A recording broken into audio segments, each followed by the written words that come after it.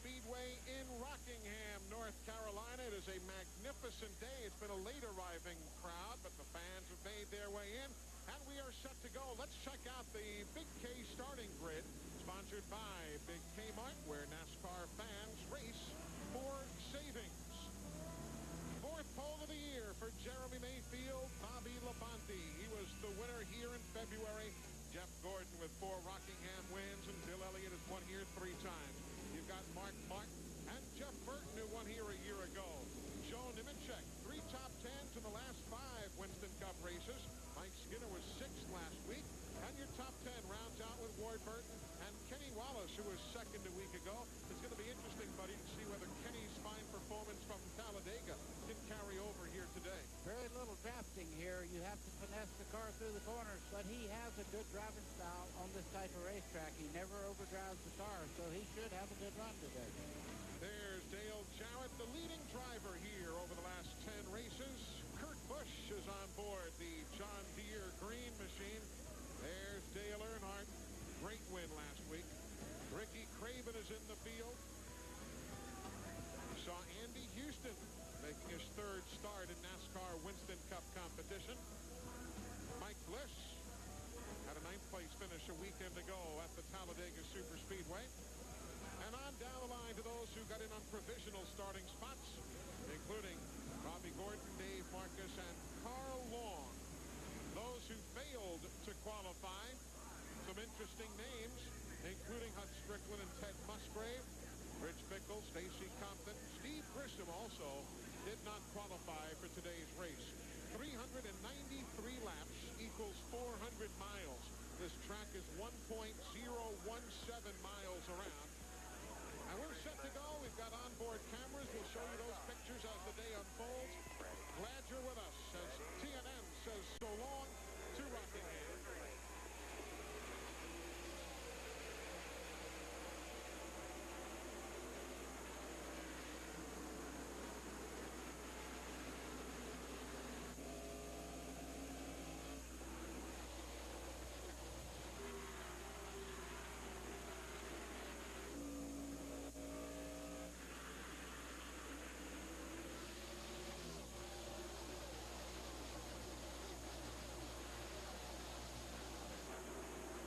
Only a mile around, but they do get a head of steam up in a hurry, don't they? They certainly do that. Jeremy Mayfield is not wasting any time. You're riding with Mark Martin down the back straightaway. This is a good look. As they head into turn 3, you see Jeff Gordon in 24 there, dropping back a little bit on the start.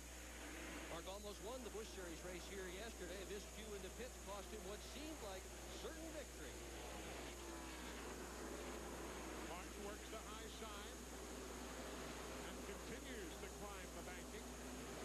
They ride that turn right there coming out of turn 2. It's one of the most difficult parts of this racetrack. There's a little crown in the racetrack there. You come up the bank and then it just throws you over against the wall. That's an active spot here. Jeremy Mayfield and Bobby Labonte trying to pull away. You see cars passing Jeff Gordon here in the number 24.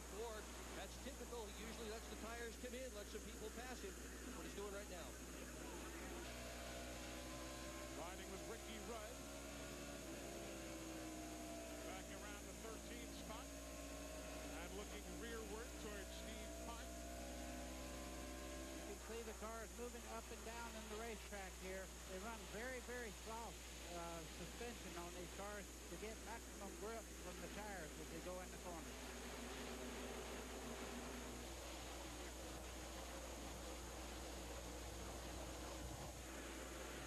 There's Jeremy Mayfield. 9/10 of a second on Bobby Labonte. And I'm sure Bobby Labonte in second place there would like to get up there, Eli, and get that 5-point bonus for leading the lap here. Dale Earnhardt back in 30th spot. There he is. Working outside Wally Dallenbach's number 75. And there's the spread up front. Good third place scramble here. Bill Elliott trying to set his sights on Jeff Burton. And remember, folks, if you didn't happen to see the show last week from Talladega, that is the new look of the number 99 car for Jeff Burton with that Citgo SuperGuard sponsorship having replaced the Exide colors. Just walking around out in front of the racetrack today,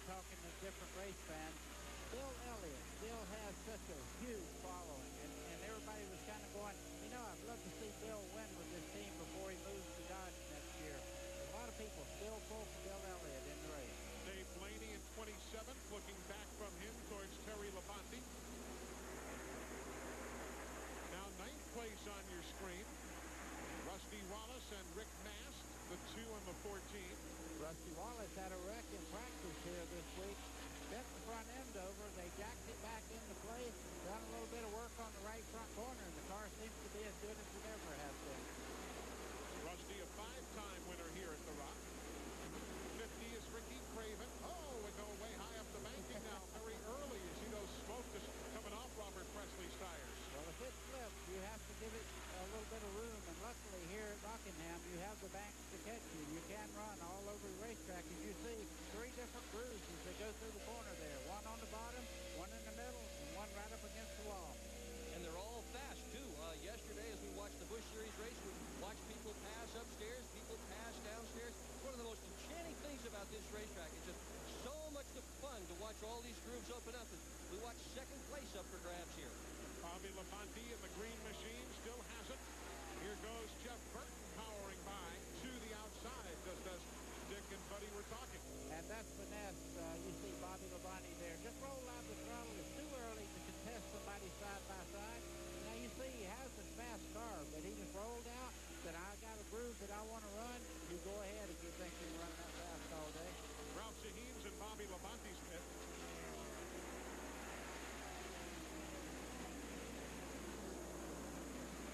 Eli, there was conversation before the start of the race today between Bobby Labonte's crew and Jeremy Mayfield's crew about letting Bobby get up there and grab the 5 points that Buddy Baker was talking about. And now, as Bobby Labonte has slipped back to third, they're going to have to earn it.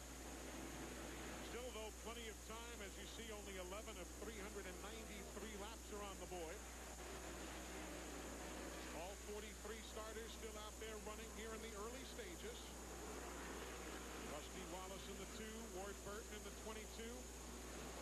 Keep your eye on Ward Burton in that number 22 car. This is a current team that has come back from adversity. They had a tough middle part of the season, doing a lot better now. They were very fast last night in happy hour, second quick. Feeling the heat from the 14 machine of Rick Mast.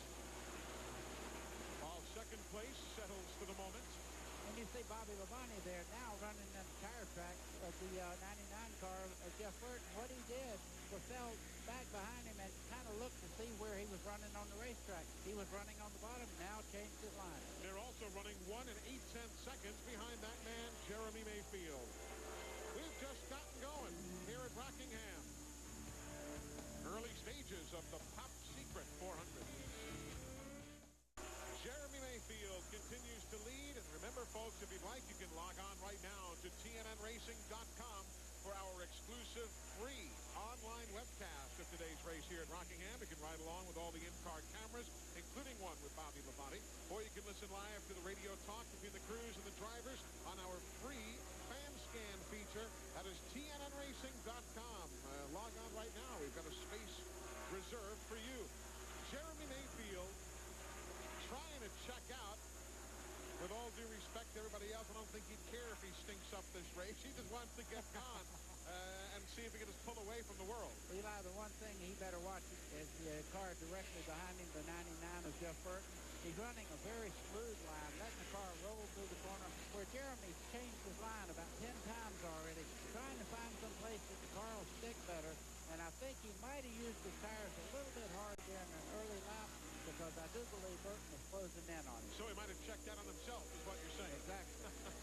Well, we had some conversation yesterday, Jeremy and I, and he talked about the fact that he's only finished 1 race in the last 8. And he said that he has to be more conservative and the team has to be more conservative. And maybe he's doing just that, because right now, Burton is right on his back bumper, closed right in. Just exactly as Buddy said. Now look where Burton's running there, and you can see the car much quicker in the center part of the corner. Down the straightaway, we've already proved that he's got a fast car, but you cannot abuse tires at Rockingham. You have to take care of them. So, Glenn, so much for Jeremy Mayfield's lead. Well, what happened, Eli? The car started getting a little bit free, a little bit loose, and that's why, Buddy, when you said he was searching around on the racetrack, he was trying to find a place where the back end would snug up just a little bit.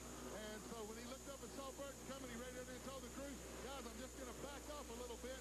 I'm running too hard right now. I don't want to get this thing to get too loose too soon. We had talked about that earlier on the pre-race show, how the tires are good. You're not seeing that big drop-off, but if you over-abuse your tires, you will. Here's 4th place up for grabs, riding with Mark Martin.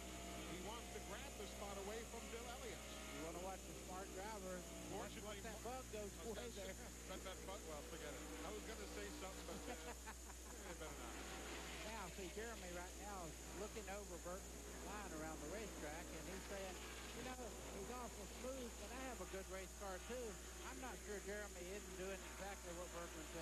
just riding along right now. Well, Burton's got a big problem here, too, because his crew just told him, take care of your stuff, but by the same token, he doesn't want to lose the lead. He wants to hang on up there. Well, you can see right there, his crew won the battle with the words there. He backed right off. Now he's going to ride the same groove that he's been in, because you can see the car very free through the corner where Jeremy, he's leaning on it. Just the cars coming up is going to be a factor here before long. Meanwhile, Steve Burns, what a rude sport this can be sometimes. From a career best 1 week to first out the next, huh? Second place at Talladega, but the first out today. Kenny, you were so enthusiastic. What put you in the garage here? Well, it shows you just the way the sport goes. You know, after almost winning last week, we're running about 8 there, and the bottom end of the motor broke. So 14 laps into the race, and the bottom broke out of the motor. So the car was there, everything was going good. We just had some bad luck. Thanks, Kenny. So Kenny Wallace done for the day. It's a tough field. Meanwhile, the lead is swapped around again as Jeff Burton retakes the top spot from Jeremy Mayfield. Now watch this battle behind them. You've got 9th place on the screen there. The 22 of Ward Burton. Rick Mast there in the 14th. And Steve Park in the 1 there has really caught this bunch from about a half a straightaway back. So Steve Park working well in that yellow car following his crew. And the guy that's under the most pressure is the fella in that number 14 car, Rick Mast. Talked to him yesterday. He said chances are 95% that he is out of that car, has no ride so far for year 2001. This is his best racetrack score, his career best finish of 2nd here. He's also got a 3rd at Rockingham. Now let's watch and see what they turn down the straightaway here. So we see telemetry on these cars. I saw 8,600 down the back straightaway there.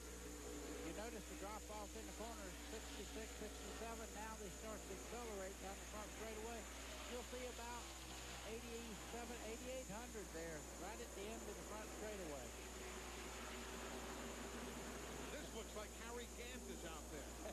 Remember when Harry Gant used to use the high groove? Richard Petty used to use that groove. Is this a byproduct of the changed tires, do you think? I think it's a byproduct of a lot of things. Among those things is the fact that they've got so much aerodynamic downforce in these race cars now that the drivers really can pick a lot of different lines and successfully run those different lines. Certainly some of it, too, is just the pressure. They all need to go.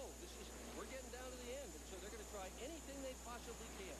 Well, I have another theory because I'm down near Flight Austin, and I will tell you that the racetrack down on the bottom part has been raced on millions of miles. It's just lap after lap, people racing down there, and they smooth the surface off there. You get better grip on the higher side of the racetrack, and you see the groove right now leading the race is a little bit higher than down low. By 1 full second, the lead of Burton over Jeremy Mayfield. Bobby Labonte is 1 8/10 seconds behind. Lots of lead changes, but between only 2 guys. We're back in a moment. We are back. We've been discussing the science of using the low side of the racetrack versus the high side of the racetrack. The low side can work. He does shot beneath the number 99 of Burton, takes the lead, and in the process will put Darrell Waltrip a lap down. Yeah, his hero back from when he used to race at the Nashville Speedway, Darrell Waltrip was the guy that he really was his hero. But Darrell moved to the high part of the racetrack, realizing that Jeremy was running the lower line. He moved right out of the way. Here on the bottom right of your screen is the leadest pass for the lead.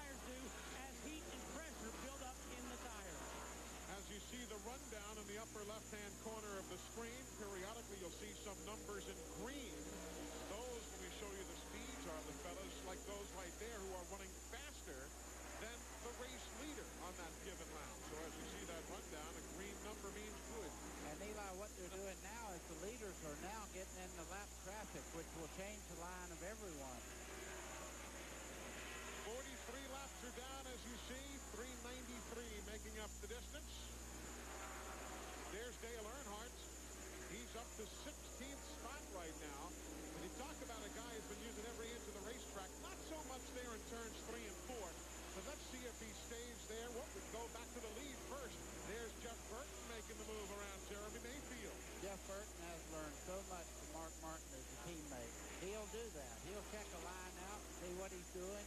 He's very content to let somebody else lead. Never really gets in there and binds the car up.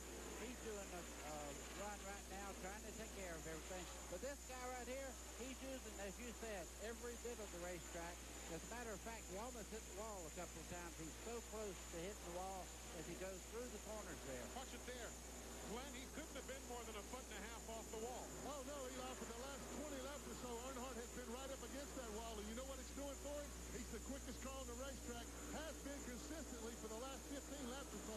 The only other guy that's even coming close to running that high in the middle of 1 and 2 is Jeff Gordon, and guess what?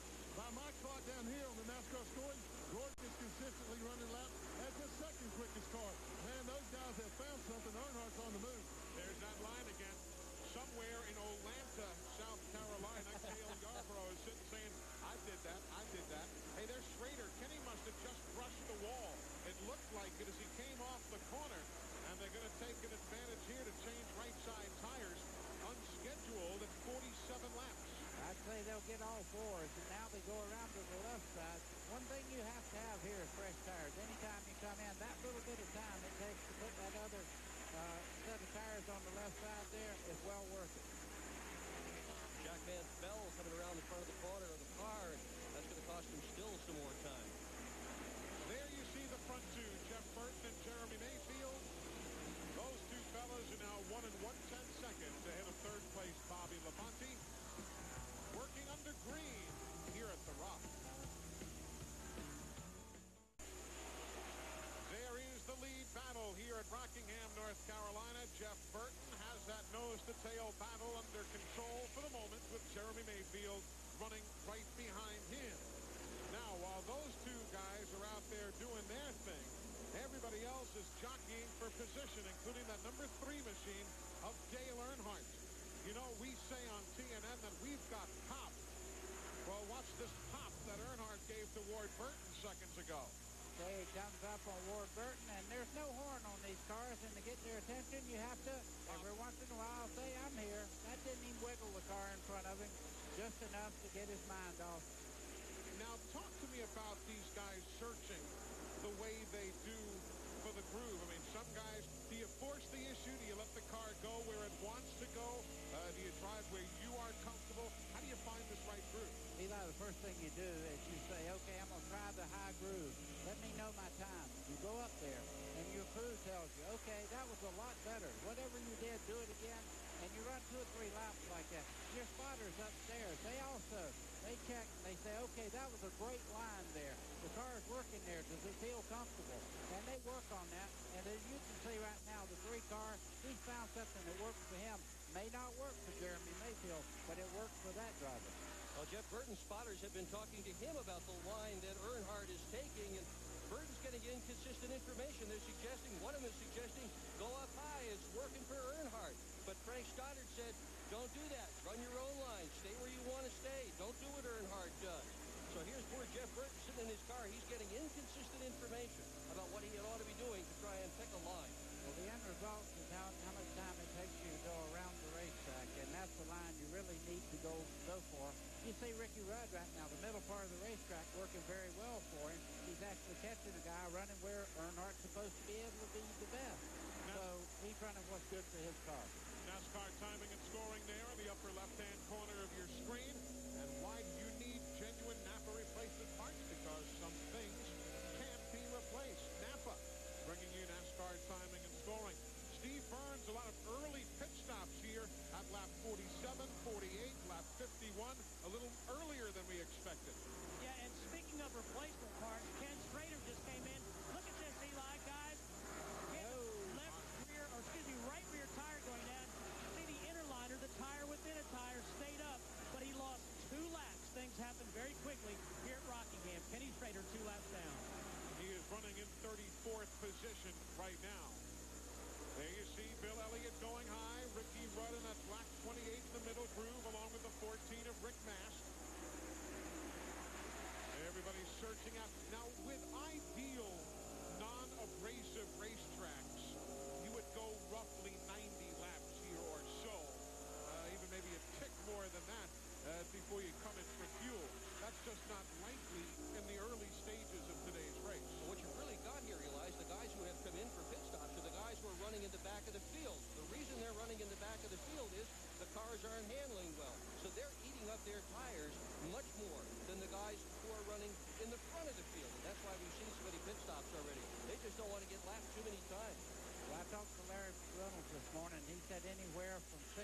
look for his car in the pits because they feel they can go 90 laps on fuel, but they don't think they're going to do that at all.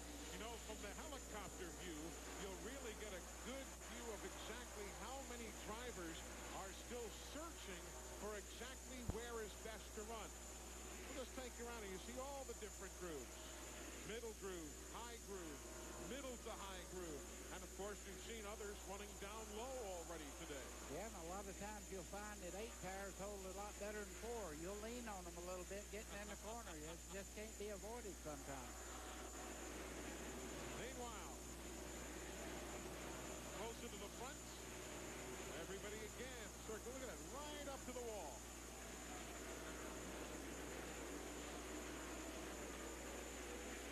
That time, Jeff Burton shoots up to the high side. Dave Blaney, the 93. He was in for a pit stop on the 56th lap. His window net came loose, the man with whom we are driving. So he has to come in to replace that window net, to lock it in place. It's got to be in place because NASCAR is obviously very, very fickle about safety requirements. Yeah, and you want to talk about something tough. Is that thing to fall down? Here comes Jeremy Mayfield as we speak on his first stop. Jeremy was losing a couple of spots on the racetrack, and he said enough is enough. He's going to come in for the stop here at lap number 65, Glenn. Well, guys, he thought that he might have a right rear going down or else it's just completely worn out. The car got really squirrely with him. They've been talking back and forth on the radio the last couple of laps. Jeremy hasn't gotten to the pits yet. Long pit road here. Here he finally comes. This will be a 4-tire stop a lot earlier than they had hoped. Everybody was hoping to go about 75 to 80 laps. They've only been 66 so far. They're making a 2-round chassis adjustment on the car. I want to see you get a look at this right rear when it comes off. It's leaning against the wall right now. Fuel's in the car, and Jeremy's down and away at about 16.2 seconds. Pretty good stop with the chassis adjustment. We'll take a look at the tires and report back. You saw the clock on the overhead camera, brought to you by Polaris ATVs. Overdosed on civilization, Polaris is the way out. Other teams in for their stops right now at lap number 65 and lap number 66. All of this under the green. There's Jerry Nadeau making his 100th career start today. He's in. Here comes Dale Jarrett in for service. Jimmy Spencer going down pit road. Bobby Hamilton. A lot of cars. Here comes Jeff Gordon into the pits now. All of this at lap number 68. John Andretti is in. Mike Bliss comes in. Sterling Marlin making his way on. Here comes the 31 car of Mike Skinner. Sterling Marlin is in, and Ralph Shaheen is watching Jeff Gordon's crew. Jeff Gordon is in. They're supposed to make one turn on the right rear of the car. They do that. 4 tires, of course, will be the name of the game on this round of pit stop. And Todd Gant goes to work on the front. Steve Church on the backside of the tires. 16.4 second stop. Jeff Gordon is away. There you see the exit to pit road right there front and center. Other stops coming up now, including Jeff Burton again. He will be coming in now to make his stops. So that will hand the lead over to Bobby Labonte. So Jeff Burton now coming in at lap number 70. Rusty Wallace will follow his tire tracks down the pit lane. Same with Mark Martin. Ricky Rudd is also coming in for service. Likewise, Joe Nemechek is coming in. Back to Glenn. And Jeff Burton's coming in. His car is loose like everybody else's. They're going to go up around on the track bar, change 4 tires. The pretty much the common consensus down here, guys, is everybody's getting very, very loose. Bill Elliott said his car was as loose as the devil's house. Here's Steve Burton. Glenn, Rusty Wallace just leaving pit road for service. Pretty aggressive stop for them in terms of chassis adjustment. They went down on some air pressure and made a track bar adjustment as well as 4 tires for Rusty Wallace. Let's go to Ralph. Well, one of the first hiccups we've seen out of potentially the championship winning team this year, a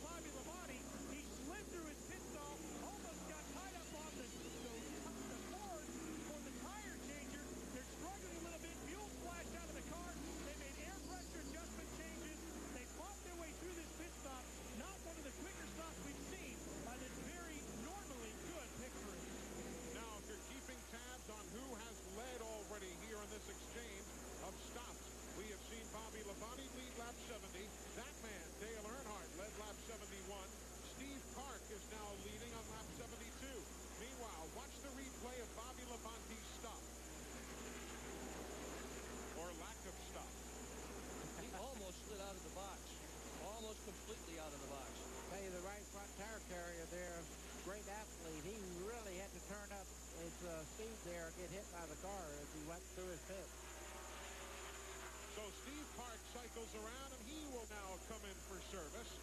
This will be lap number 73. Ralph Shaheen is down there watching as Robert Presley takes the lead. Steve Park makes his way down pit road. He'll be making his pit stop now.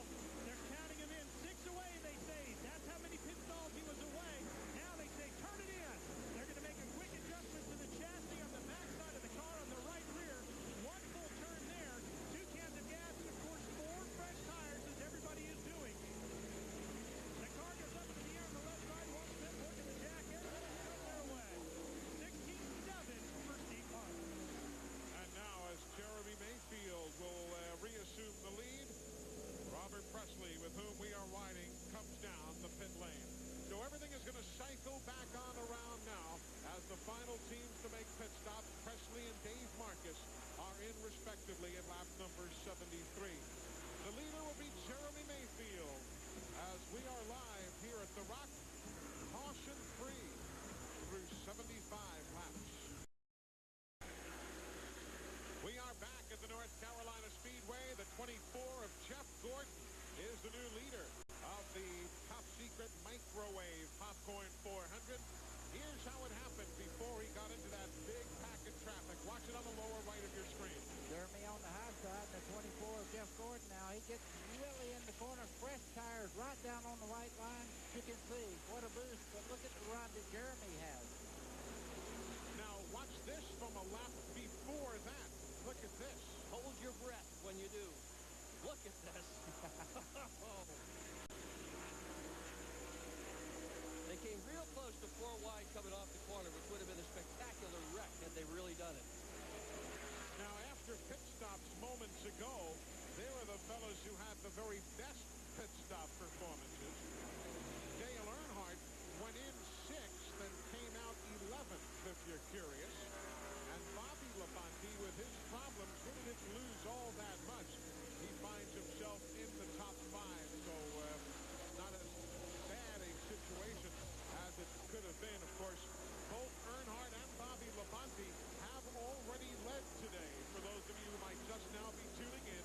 So each driver has picked up 5 bonus points for leading a lap. And now you see the 12 of Jeremy Mayfield reassuming the lead from Jeff Gordon. Looks like we're going to pick right up after Charlotte and Talladega with another one of these 50 lead change events. Eli, everybody's been talking about the new generation tire, but the minute they came out with this tire, and what the new generation tire is, it has more stagger. The car turns better in the center part of the corner. It made a lot of people change their setup because it makes the car turn so much better, it makes the back loose. But the racing has been incredible since they went to the new generation tire. At Charlotte, we saw 46 lead changes. Last Sunday at Talladega, 49. Glenn, meanwhile, how about the tires? What have the Goodyears looked like coming off the cars here? Kind of like me, Eli, worn out. These are Jeremy Mayfield's tires here. This is the left rear and the right rear. You can see the numbers. This is where they measured them. The numbers are a lot worse on the rear tires.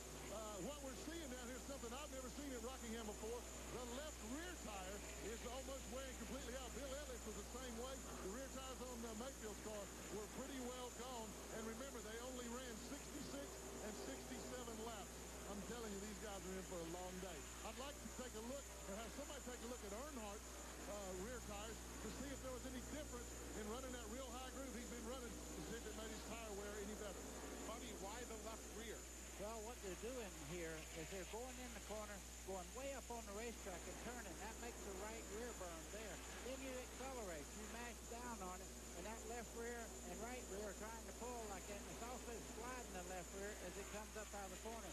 I'll tell you what, this racetrack will test you out to see whether you can get forward bite or not. If you don't get forward bite, that left rear goes away. Jeremy Mayfield leads. Jeff Gordon is second. The 99 right there. Jeff Burton is third. Rusty Wallace is running in the 4th spot as Dave Marcus now goes a lap down. He is running in the 41st position. We are caution-free here at the North Carolina Speedway in Rockingham. 42 of the 43 starters still running. Only man in the garage, Kenny Wallace, gone with engine failure.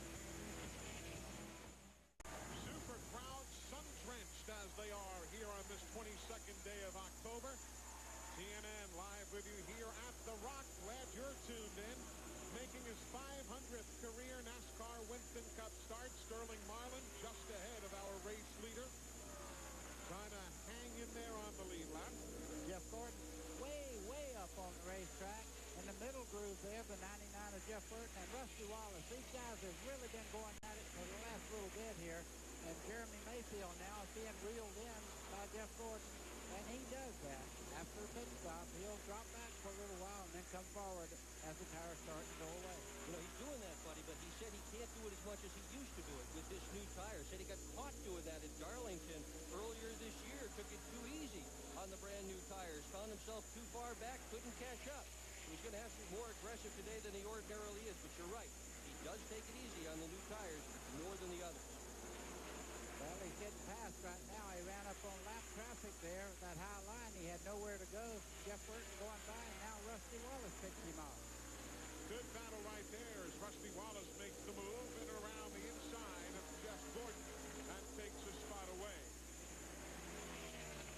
That's Kevin LePage in the 16 car there. Page, a lap down in 30th place. You're curious about Terry Labonte after starting all the way back. There he is. Terry going from 32nd all the way up to 11th place right now. And remember that Terry Labonte has finished 8th or better in 7 of the last 10 races here at Rockingham. Eli, I think momentum has finally got back for Terry Labonte. He had a miserable time. He was injured there at the summertime race down in Daytona.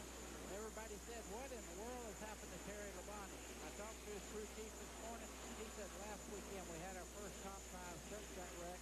And I believe that Terry's really on the upswing right now. He's confident he can get the job done. And momentum really plays a big part in this type of racing. Plus the fact 6 times in his career he's led more than 100 laps on a given Sunday here at Rockingham. So he's always liked this racetrack, and that's got to help too. Won here a couple of times. One with Dale Inman as his crew chief in '83. One with Steve Neal as his crew chief in 1986 as Michael Waltrip goes up in smoke. And the black flag is out as we are on board Michael Waltrip now. Get marked. Wow. And caution is on the speedway. He is now putting down some oil. He had some under the rear tire. You can see him really trying to catch the car.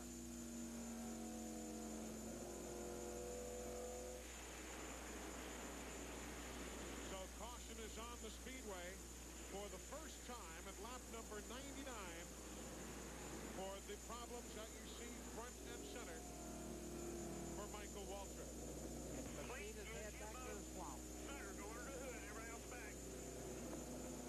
It's just ready. Let's go to the left. See, they're saying who's going to go under the hood to check. Everybody else just hang back. Eli, the motor's still running, so it must be a fitting or something that's loose on that car because it's still running. Called up. Get called up. Then come to me. How many laps been on the board? That's the second time I've seen the black. Now he gets the black flag again. What he's trying to do is catch up to the back of the pack here so he can come in the pits and have more time to work on the car without losing the lap. He is putting down oil, though you see, as the veteran he is, Michael gets off the main racing groove. Well, all the leaders are coming down pit road as we speak right now, so this will get him right in there with the lead bunch. So all the leaders are in lap 101. Lap 101 of 393, first to Steve Burns. Rusty Wallace brakes hard, comes to a stop. Earl Barvin is the jack man. Front tire changer, Billy Wilburn. Robbie Fuller on the back. No adjustments, just 4 tires. Let's go to Ralph. Well, they're going to make an air pressure adjustment for Jeff Gordon. He's still trying to get the car to handle right in the corners. It's a little loose off. The bigger problem was the radio. They changed radios. Right? And Jeremy Mayfield in the very last pit stop down here. Number 1, 4 tires, another chassis adjustment to try to tighten them up a little bit. He gets out first. Beats Jeff Gordon, Jeff Burton, Rusty Wallace, and Dale Jarrett. Mark Martin with the first 6 out. Everything routine for everyone except, obviously, Michael Waltrip.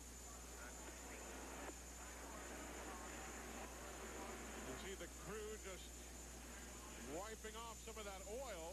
Jeremy Mayfield remains as the leader. As TNN with you from Rockingham. TNN Sports live coverage of the Pop Secret Microwave Popcorn 400 is everything great about Napa is now available online.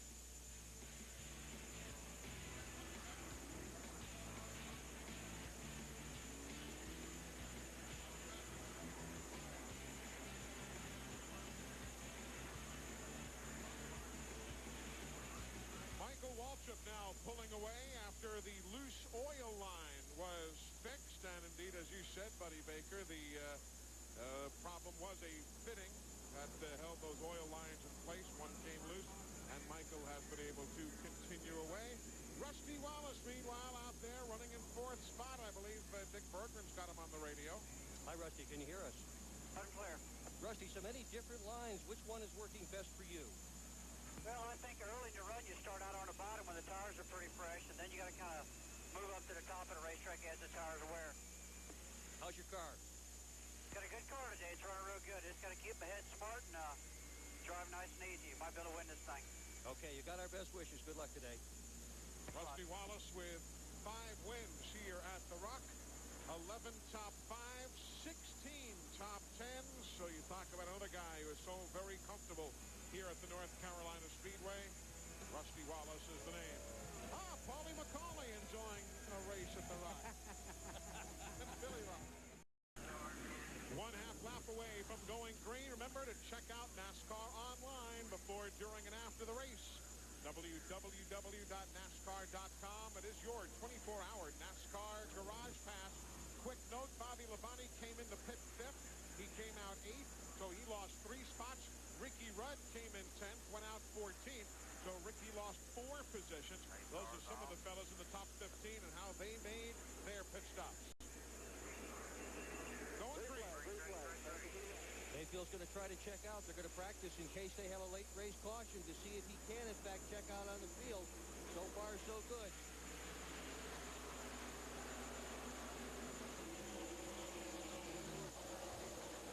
Well, he knows he can do that. Yes, he can. Very effectively. A lot of talk about Jeremy Mayfield maybe leaving that team, possibly his crew chief, Peter Suspenzo, as well. Not going to happen, according to Roger Penske and Jeremy Mayfield. Here you see the Midas wall cam, the new Midas, for a whole new way to keep the good things going. Midas. Glenn Jarrett's on pit road. All right, guys, a little momentary scare here for Jeremy Mayfield after that last pit stop. When he pulled back out on the racetrack, he radioed in and told crew chief Peter Suspenzo that there was a voltage problem. He wasn't getting the right readings out of his voltage meter. And so Peter told him to rev it up, see if it changed. It didn't. Now the car is missing really bad. Peter said he thought it was the gauge, but the car is missing now. So they do have a problem of some sort. Interesting a story to follow for this afternoon. Eli, and what that means here is from the center of the corner to the other end of the straightaway, you can see right now Jeff Burton starting to reel him in just a little bit. Elliott Sadler, a lap down there, is able to run with him where he couldn't even stay close just before the pit stop. Bobby Gordon in the 13. Outside of Mark Martin, with whom we're riding now. Martin is in the 6th spot. Gordon, another with uncertain plans for year 2001. He was standing on the wall yesterday. I said, what are you going to do in year 2001? He looked at one of his partners and said, well, what are we going to do? His partner said, we've got to find a sponsor. That's all they need. They'll be all set for next year. Let's just stick with stock cars. What did you think? Eli, talking about that car skipping a little bit, sometimes you'll have a little flutter like that. You'll actually load the plugs up a little bit on the runs around here at low RPM, and then if the car gets going, it'll eventually get better. He just called into the radio and said it's still missing. Oh, boy. Sometimes it will go away. This time it's not. On this restart, both still picking the groove. 24, Gordon running in the 3rd spot. A couple of laps ago, watch it on the lower right. Watch Rusty Wallace there, the 2 in the middle of the screen. Bang once. Wow. Compliments of John Andretti. Yeah, and you always worry about that because it's on the left front corner there, and you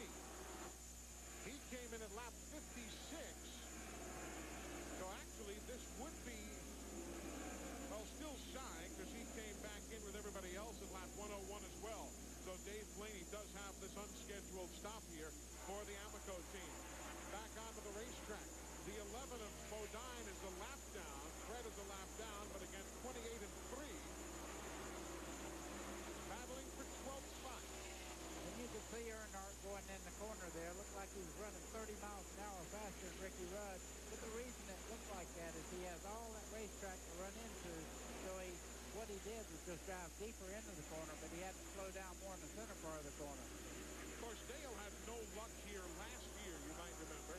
He finished 41st and 40th in the 2 races here last season, but fixed that by finishing second here in February. But last year was just one of those years for Dale Earnhardt. Crashed in both those races last year. In fact, that crash here in the fall race is the last time he failed to finish a Winston Cup race. He's now gone a whole year if he finishes this one, finishing every single event. Lap 120, Mayfield continues to lead. Glenn Jarrett.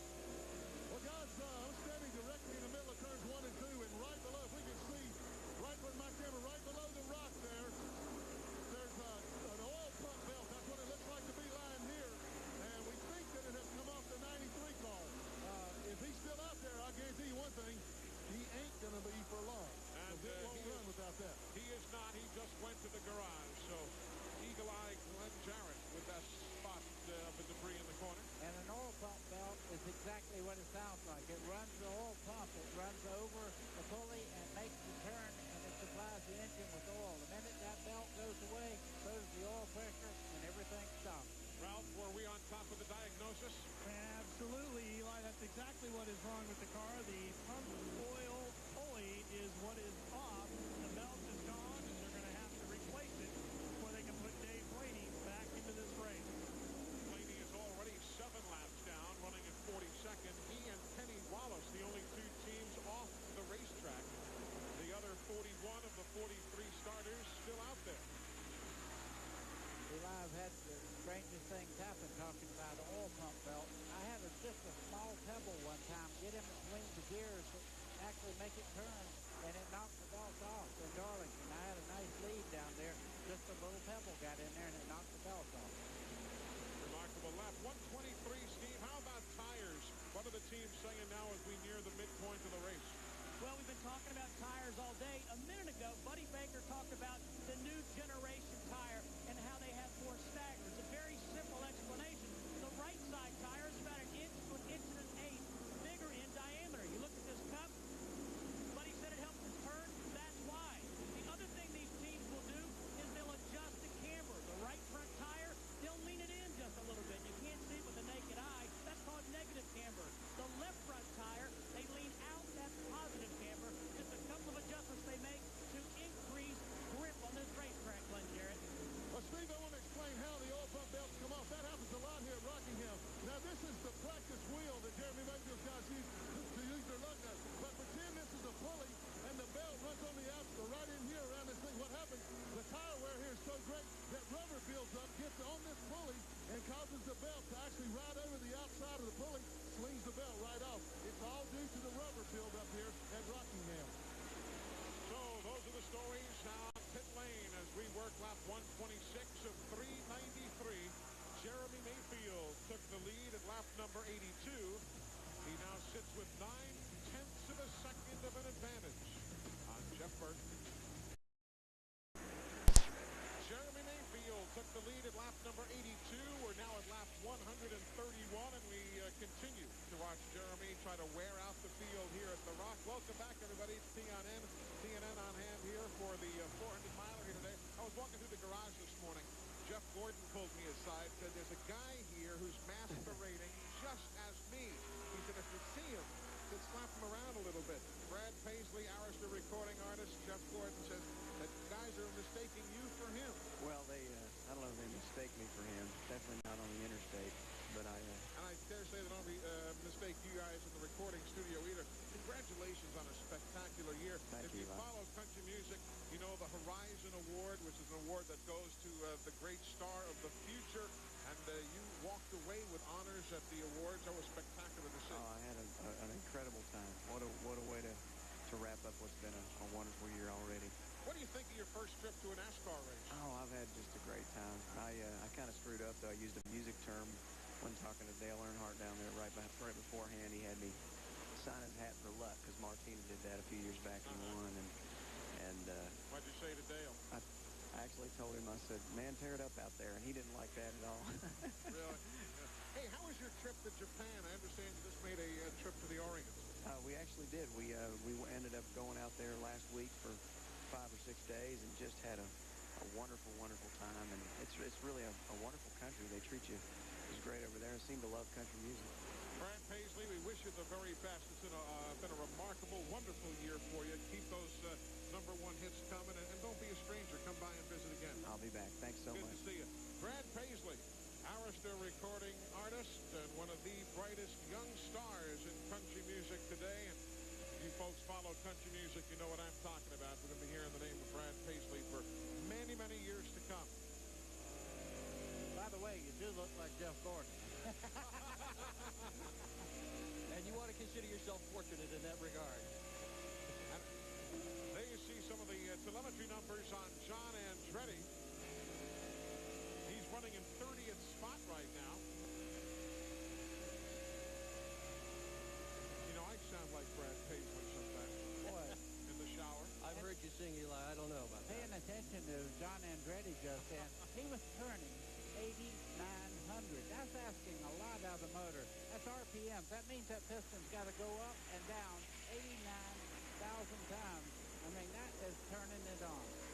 8,900, pardon me, yes. That's turning it anyway. Well, Jeremy is losing a little bit of ground, but I will tell you, I don't think the skipping that he has is that much of a problem because we have watched this little act before, and Jeff Burton is very, very good after the tires come in and starts to lose a little bit of grip where Jeremy's dropping back just a little bit.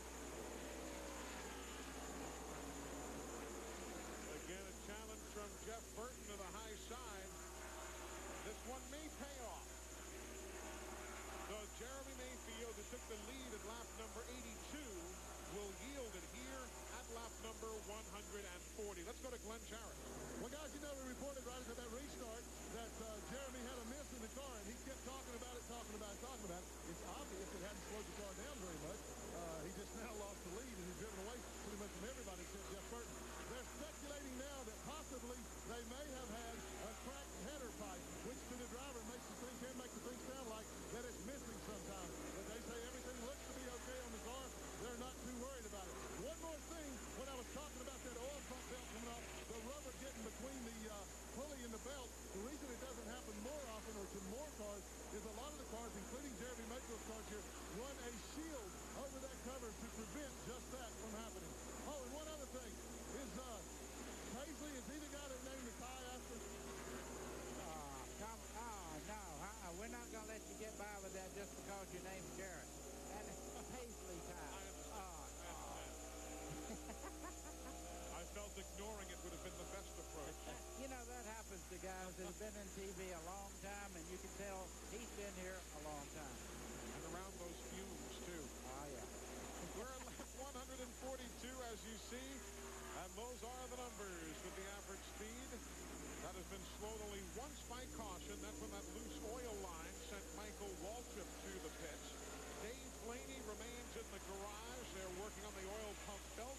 And Kenny Wallace losing an engine just 14 laps in. And he was the first retiree of the afternoon. Dale Jarrett has really picked it up here. He's given Rusty Wallace a hard time of it. Jarrett has been on the run towards the front since the start of the race. And we talk about people that should have won this fall race. Nobody should have won it more often than Dale Jarrett in the last few years. He's led more laps than anybody else in this race. 3 out of the last 4 years. Finished second here 6 times in Winston Cup. Second in Busch Grand National 3 times. Looking to win his first ever Winston Cup race here at Rockingham today. Hard to believe he's never won one. Yeah, that forward drive he had, Eli, coming up out of the corner, you don't see that after the tires go away. He's getting great forward bite, as we talked about. Steve Burns, he took that spot away from Rusty Wallace. Yeah, and Rusty also lost a spot to Jeff Gordon a bit ago. That's because Rusty radioed into Robin Pemberton, the crew chief, and said the car is tight. Robin said, just hang on, conserve that right front tire. We've got a long way to go on this set of tires. CNN Sports is at the North Carolina Speedway. The track opened in the fall of 1965 and became the 5th super speedway to get a permanent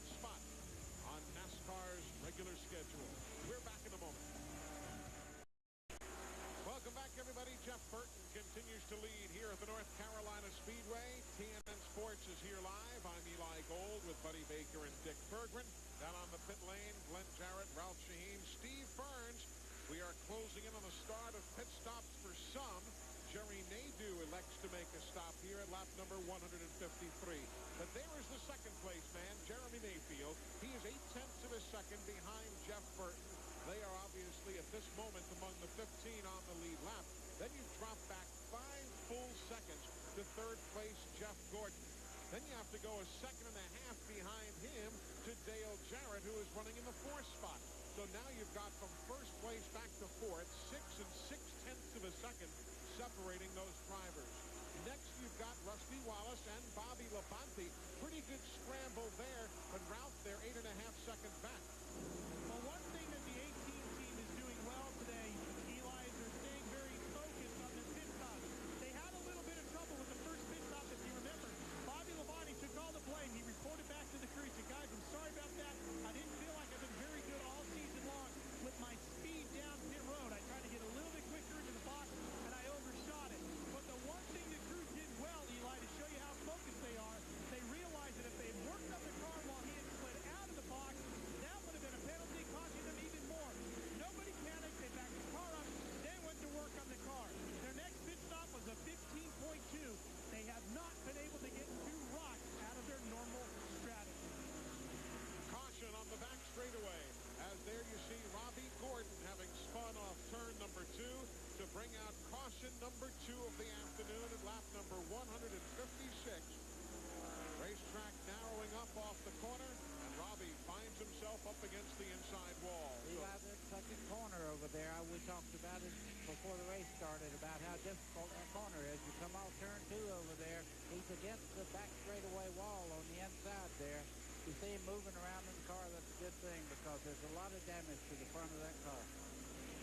He's had a tough year this year. 4 races he's failed to qualify. If he can't get going in this one, it's going to be 7 DNFs and just 16 starts. It's been a really difficult year for Robbie Gordon.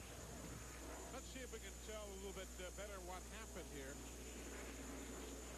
He's going to be sideways coming by us. Just coming off that corner there, and you come over that little rise there in the center part, and the car just turned around and into the inside wall as he slid across the racetrack. One thing is for sure, if Robbie was given some help from behind, he will tell us. Oh, yeah. He is not one to He's not shy. cut anybody any slack. And now pit stops. These will be at lap 158. Lap 158. Remember, we have seen Pruitt along with Darrell Waltrip and Jerry Nadeau pit moments ago. Everybody else coming in here at lap 158.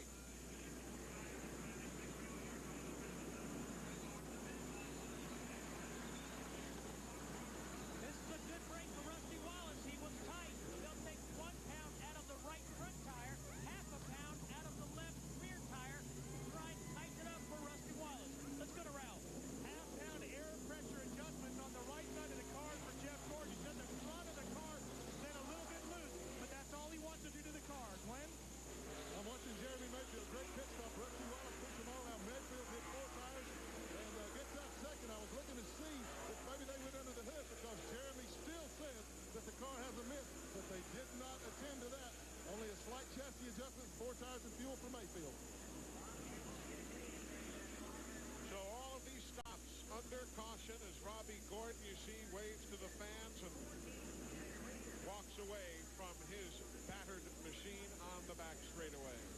Now as the lap cars make their pit stops, the fans are enjoying a beautiful day here at the Rock. CNN Sports live coverage of the Pop Secret Microwave Popcorn 400 is being brought to you by Team Monte Carlo. The cars more champions depend on. Chevy, we'll be there. There's a great look at the Rock.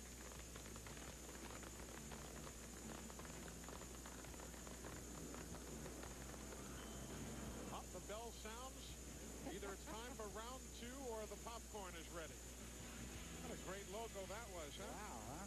There's a great look at the Sandhills of North Carolina and the North Carolina Speedway here in Rockingham. Rusty Wallace leads, Jeremy Mayfield, then Dale Jarrett and Jeff Burton.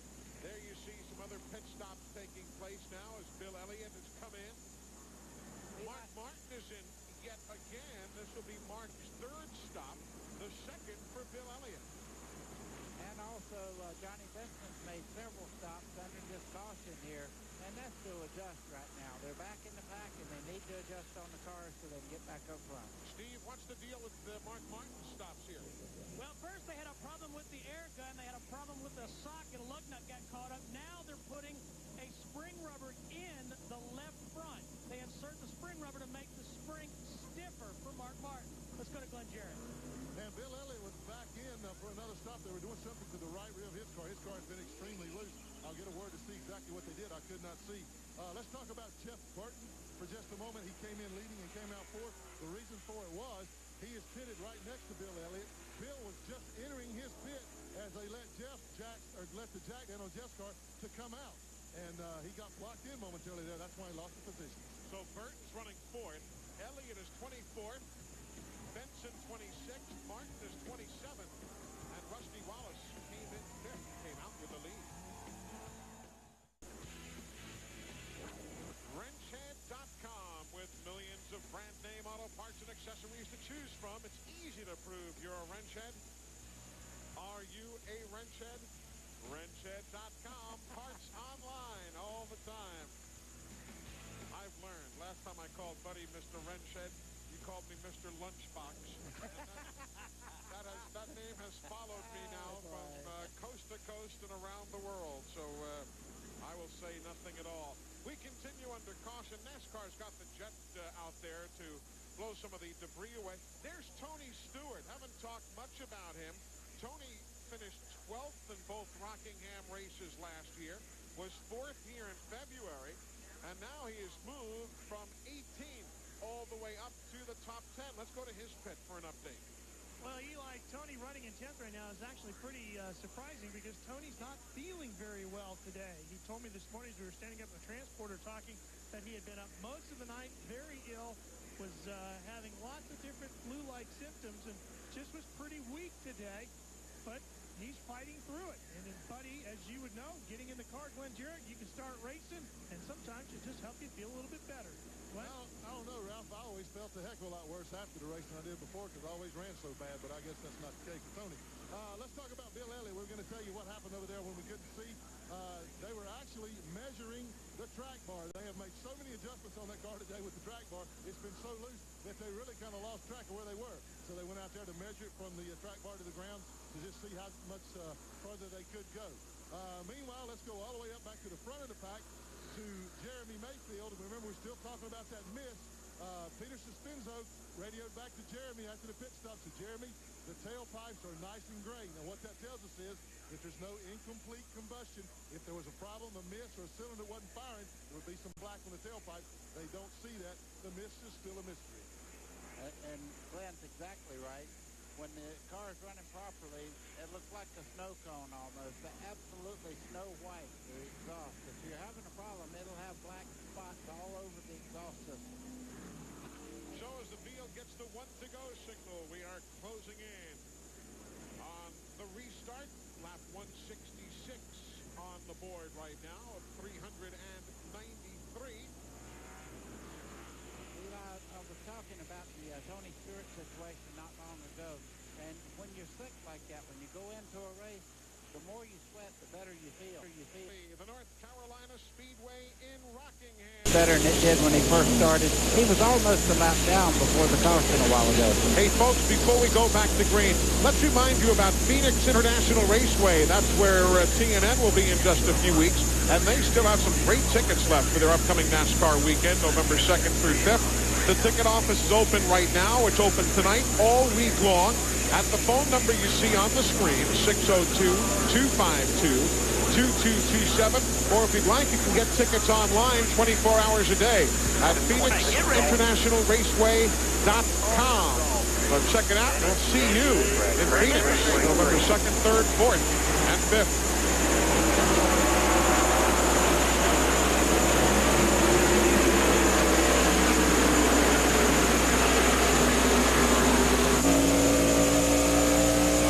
Labonte in 8th. you can see the 3 car of Dale Earnhardt just in front of him. And Dale right now would love to be up in the front and Bobby Labonte go to the rear because that point race goes on. Riding with John Andretti. He was slow to get up to start, and cars passed him on both the inside and the outside. Andretti's car not performing up to snuff right now. Let's just check out some of those numbers for Andretti then. Remember we saw 8,900 RPMs earlier from others. Still 8,800, so he's going down the straightaway. Right here's his problem. You can see in the corners there, not getting up out of the corners the way he would like. LePage and Sadler right behind, and there you see it from the overhead view. LePage, another good driver with an uncertain future. They're looking for a sponsor for number 16. If they find it, they should be all set to run in year 2001. If not, Page is shopping for a ride. I dare say you and Ralph and everybody talked about it yesterday, buddy, how Chad Little is going back to the NASCAR Busch Series with Base Motorsports. Yeah, and we talked to the car owner of Base Motorsports yesterday, and he says we're going to run some Winston Cup also. So we're going to run, of course, the championship in Busch Grand National. A tremendous break for Chad Little. Remember how good he was in that Greg Pollock-owned machine when he ran in the Busch Series? 1995, won 5 races in that car, almost won the championship. Know who took it away from him? Base Motorsports. Indeed. As they've resurrected that number 74. And then you see Kenny Schrader in the 36, the 4, Bobby Hamilton. There's Tony Stewart running in 9th place right now, working alongside the 27 of Mike Bliss, who was in 32nd. Bliss is a lap down. It's a new car for Tony Stewart, brand new car. They brought it here, did a test with it along with Bobby Labonte, and they were delighted with the performance of this car. Zippy said Zippy, it was his crew chief, Greg Zippidelli, said it was fast right out of the box, and he anticipated a top 5 finish today, easy, and not expected to be running deep in the back the way he has been. And he is catching Bobby Labonte just in front of him there. Dale Earnhardt, you can see right up against the wall coming off the corner as he goes by Andretti down the back straightaway. As Dick Bergman alluded, Tony Stewart did test here on October 10th and 11th, as 3rd place now is being battled for. And Jeff Burton in the 99 will take it away from Dale Jarrett, though not without a good little battle. Jeff Burton has run incredibly well today with that car. If you were with us at New Hampshire and watched Jeff Burton lead every single lap back in September, this car, same car, trouble on the back straight. Big trouble. That's going to be Jimmy Spencer and Mark Martin getting collected on the back straightaway. Caution is on the speedway for the 3rd time. Spencer was running in 26th, or excuse me, Spencer was running in 17th. Mark Martin in 26th. And Mike Skinner also involved there. He got his car righted and he's going around the racetrack, but there is damage that the roof flaps are up, so he's been around. There you see the Lowe's Chevrolet for Mike Skinner. Also involved, he was running in the 25th position. So 3 cars going around, lap 175. There's Mr. Excitement, having far too much excitement for his liking. Mark Martin moving around in the car. You see that's the overflow tube there. The car running very hot. When he hit the wall there, I guess it mashed the radiator flat. That car is really wrecked. Meanwhile, Robbie Gordon was involved in an accident just a short while ago. And we will check in with Steve Burns standing by with Robbie. And Robbie's already changed into his street clothes. Robbie, what happened? It's got loose out there. Tires were going off pretty bad at the end. I know it's the same for everybody, and I must have got on the gas just a little too hard and turned it around. Extremely disappointed. Needed a good run for our sponsors. All right, let's go back to Eli. All right, guys, thank you. A very honest man right there, Robbie Gordon. Pit stops now for all the lead machines. First to Ralph Shaheen. Well, no adjustments to the car for Jeff Gordon. They're very happy with the 24. They have a little problem with the left front and a minor chassis adjustment for Bobby Labonte. Glenn Jarrett? And Jeremy Mayfield already down and away. 4 tires, no chassis adjustments that time. Also, Jeff Burton just left the pits in, I believe, 3rd or 4th position. I couldn't tell exactly which. But Jeff had reported that set of tires on his car was just a little bit tighter than the ones before. So they made a slight adjustment to that. Everybody's got fresh rubber, ready to go again. And let me amend what I said that everybody pitted. Everybody did not pit. Russell William Wallace has stayed on the racetrack. And his crew chief has just come on the radio and said this will probably cost us a little bit. Now, it had only been a few laps since they were in the pits before, and they decided to stay there. Let's see if we can reach Rusty and find out why they decided to do what they did here. Take us a second to get all the electronics cooking. Rusty, it's Dick Berggren. Can you hear me? I got you. Go ahead. How come you guys decided to stay out? We just decided to stay out. That's about it. We thought everybody'd stay with us, but evidently the whole field come down pit road. Generally, with only 7 laps on the tires, you wouldn't pit. Well, hope it works out for you, Rusty. Good luck. All right. Very matter of fact right there. We just decided because that was the call we wanted to make. The reason we are under caution here on lap 175 for this incident, we watch it from the helicopter, exiting off turn 2. Little hit from behind. Looked like Dale Earnhardt Jr. from that angle got right into the caboose of Jimmy Spencer. Now we'll have to see that again, but it certainly looked like he who gave Jimmy the hit. Yeah, and behind them, it was that thing we see every week when a wreck in front, you start to check up, people get involved. You watch Mark Martin right here. He'll run in the back of Skinner. Into the inside wall. Very hard. Watch it again from high overhead, and let's look and see who gets into Spencer. Looks like Earnhardt Jr. Right there, they touch. Right in this area right here. You can see there goes Spencer into the inside wall. Watch him hit almost head-on into the inside wall, spinning round and around. Now, Mark Martin and these guys, Mark comes off the corner, and you can see Skinner back off. Mark didn't have time to check up, hit him in the back, and that set the chain reaction off. So certainly Mark Martin and Jimmy Spencer going to the garage area. Mike Skinner is able to continue. And there's Mark Martin walking away. That's got to be a sick old feeling when it's not your doing and you get caught up in somebody else's mess. So we are under caution for the 3rd time this afternoon here at The Rock. Mark Martin, none too pleased. We're back in a moment. CNN Sports live coverage of the Pop Secret Microwave Popcorn 400 is being brought to you by Budweiser. With the crisp, clean, refreshing taste you'll find in no other beer. This Bud's for you. Welcome back, TNN. Its final visit to Rockingham, and we are happy to be with you here this afternoon on a beautiful day. Let's clarify quickly. Rusty Wallace figures he's 7 or 8 laps off everybody else as far as tires, and you're at home saying, well, heck, he pitted at 158. Now this is 176, 18 laps. Remember, though, 10 of those laps were run under caution because of the accident involving Robbie Gordon. So as far as real racing laps, let's see what 7 or 8 laps of a difference means, if anything.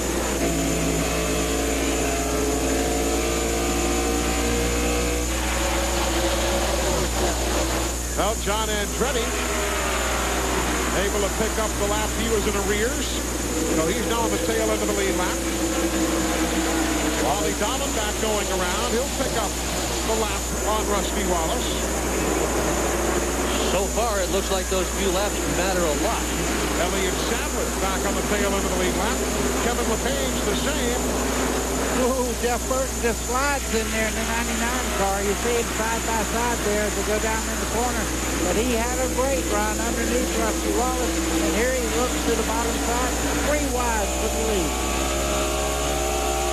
Riding with Dale Jarrett. Mayfield at the stripe gets it. So Jeremy Mayfield will take over the lead at lap 183.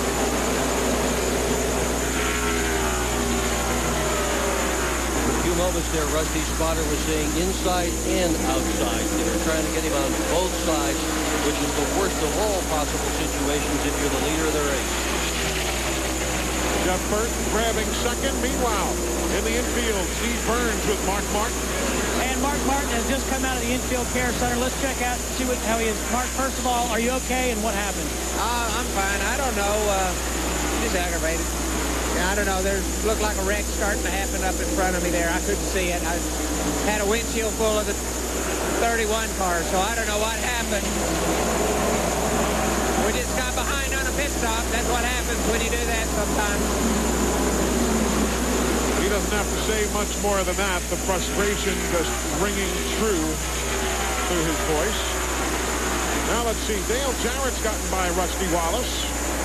Jeff Gordon trying it as well. So now we know what 7 laps of abuse on the tires means here at Rockingham. And also you question why they put 4 tires on these cars every time they get a chance under caution.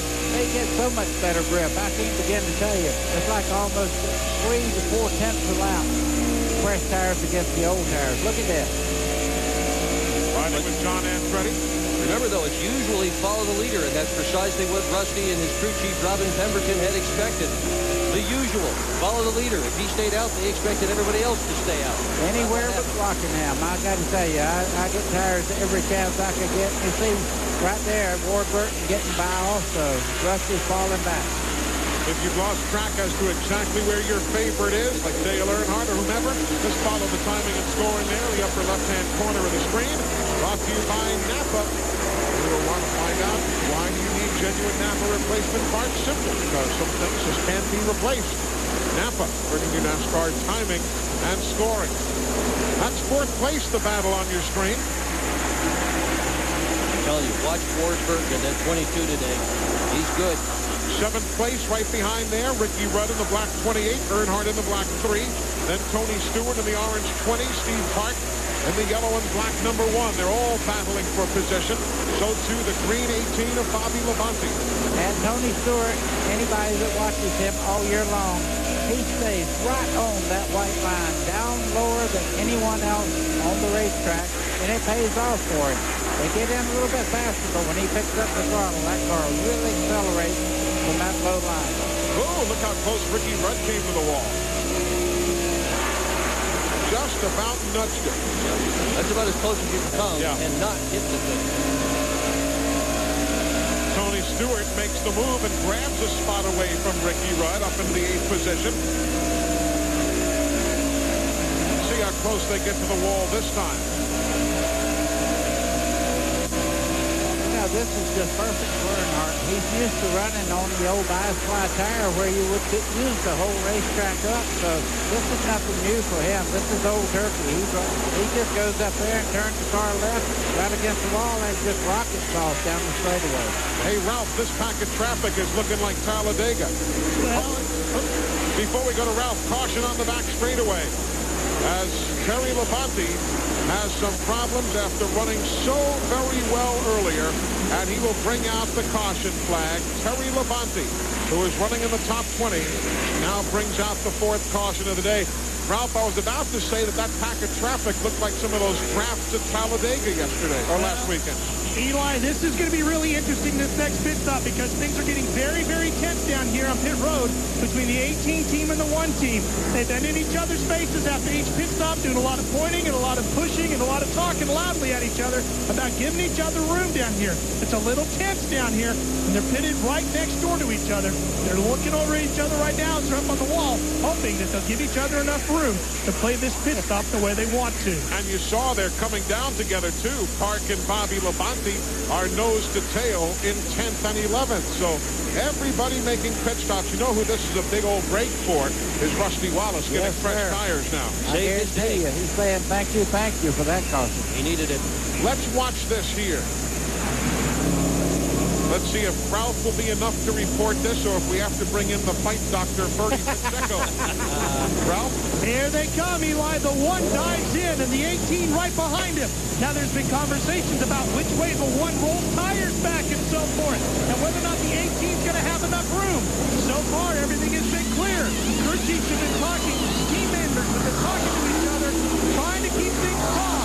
The cars are going to finish about the same time. Bobby almost slides around, taking the back end of the 1 out. This time, things go pretty smooth, and everybody goes back to their benches. I love watching pit stops. I just love watching pit stops. Good ones like that. Meanwhile, we are under caution because of Terry Labonte's problems on lap 192, bringing out the 4th caution flag of the afternoon. Let's see if we can pick out what happens here. Terry's inside of Rick Mast. The back end of the car just starts around right there. Kurt Busch on the brakes really hard in that green car. Terry spins right off turn 2, right into the inside wall. Don't know if Kurt might have been involved, whether the air came off the rear spoiler, what have you. But certainly Terry Labonte went around coming off the number 2 corner. So pit stops now for the cars that are a lap down. These stops are at lap 194. Back to the Rock in a moment. Welcome back to the Rock. The top secret microwave popcorn 400 under caution for the 4th time this afternoon. Moments ago, Steve Burns caught up with Jimmy Spencer as he made his way out of the racetrack. Well, Jimmy, tell us what happened. And the Kmart car was running really good, you know, and lap cars were racing pretty hard there, and we just was trying to give them a little bit of room and just got hit from behind, you know. I don't know who hit us. I'm sure they didn't mean it. It's a racing deal, but it never fails that when you have a good car, that happens, you know. Be 2 or 3 laps down, the motor's missing or something. It never happens like that. It always happens when you're running good, and took us out at Darlington. They took us out at Richmond that same way, and it's a shame, you know, because we're really trying hard to maintain a top 20 in points, and this is last week, shock mount break, and this week you're getting crashed. There's not a chance in heck of doing it, so it's been a really tough year, you know, and maybe it'll get better next year. Okay, thanks, Jimmy. Back upstairs. That conversation moments ago. Again, Jimmy was taken out in an accident back on lap number 175. As he indicates, he was hit from behind. There's the hit right there. Dale Earnhardt Jr., the offending car, and Jimmy Spencer spins away for the end of the day. We are coming now to the green and the crossed flags. This will be halfway home. Interestingly, the leader at halfway has won only 7 of 30 races in the year 2000. Let's see what that name number is added to here today.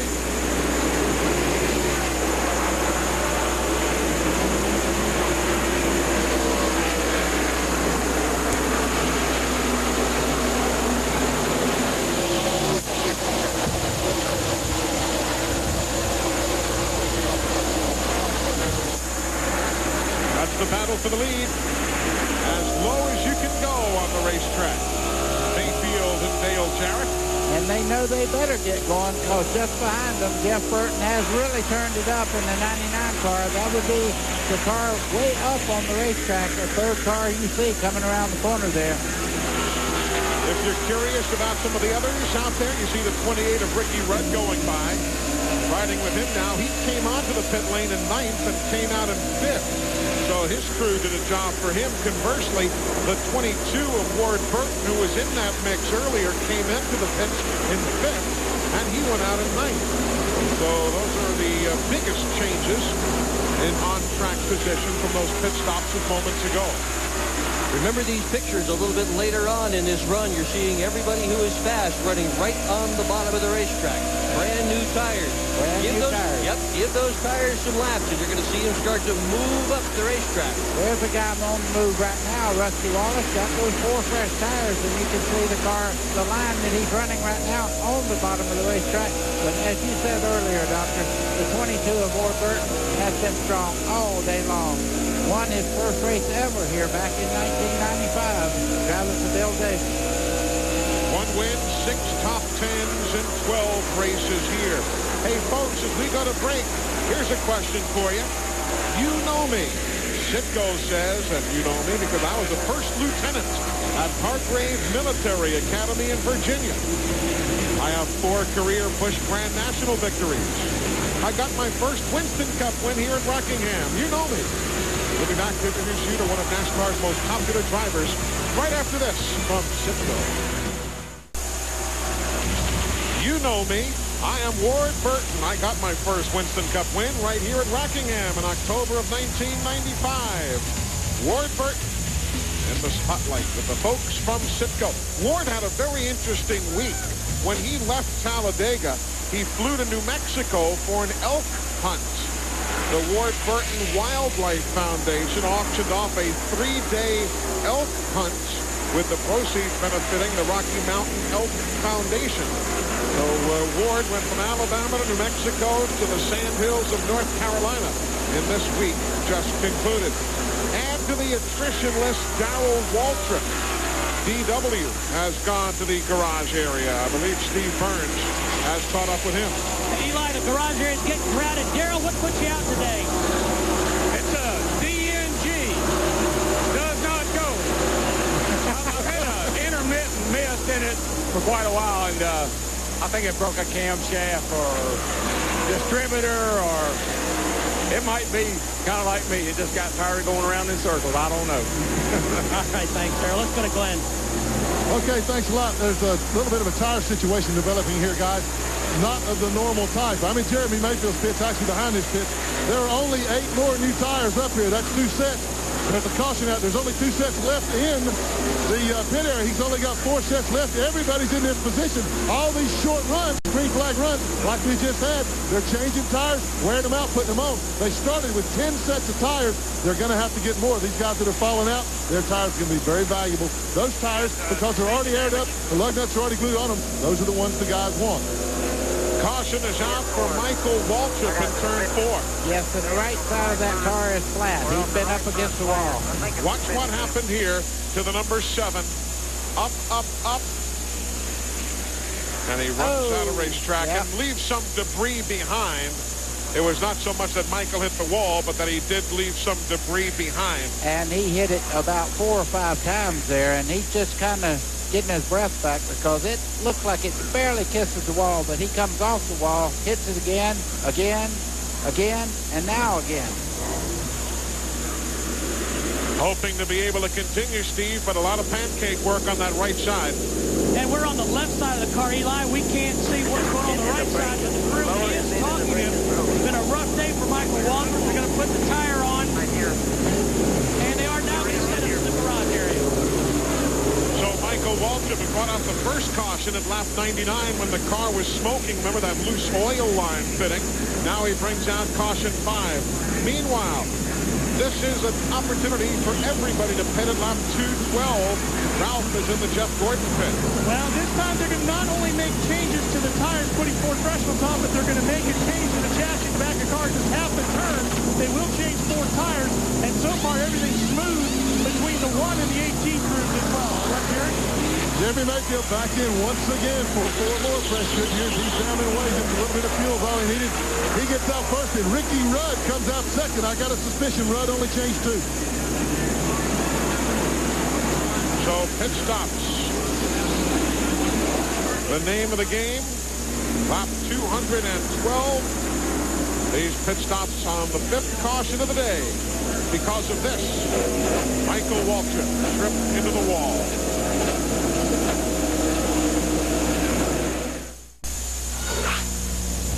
From Chesapeake, Virginia, Ricky Rudd, one of the most tenacious racers this sport has seen. He won here in Rockingham in October of '96, that day keeping his streak of wins alive at 14 years in succession. It is, however, a smile and a victory lane wave we have not seen here in the year 2000. But Ricky came onto the pit lane in 5th spot, goes out in 2nd place, and there you see how he is fared in the 400-mile races here at Rockingham. Glenn, a good pit stop for him to get him up to 2nd. Well, Eli, you're going to have to slap my wrist and step on my toes. I suspicion that they might have only changed 2. They did not. They changed all 4 in 13.5 seconds. An incredible pit stop under the gun there.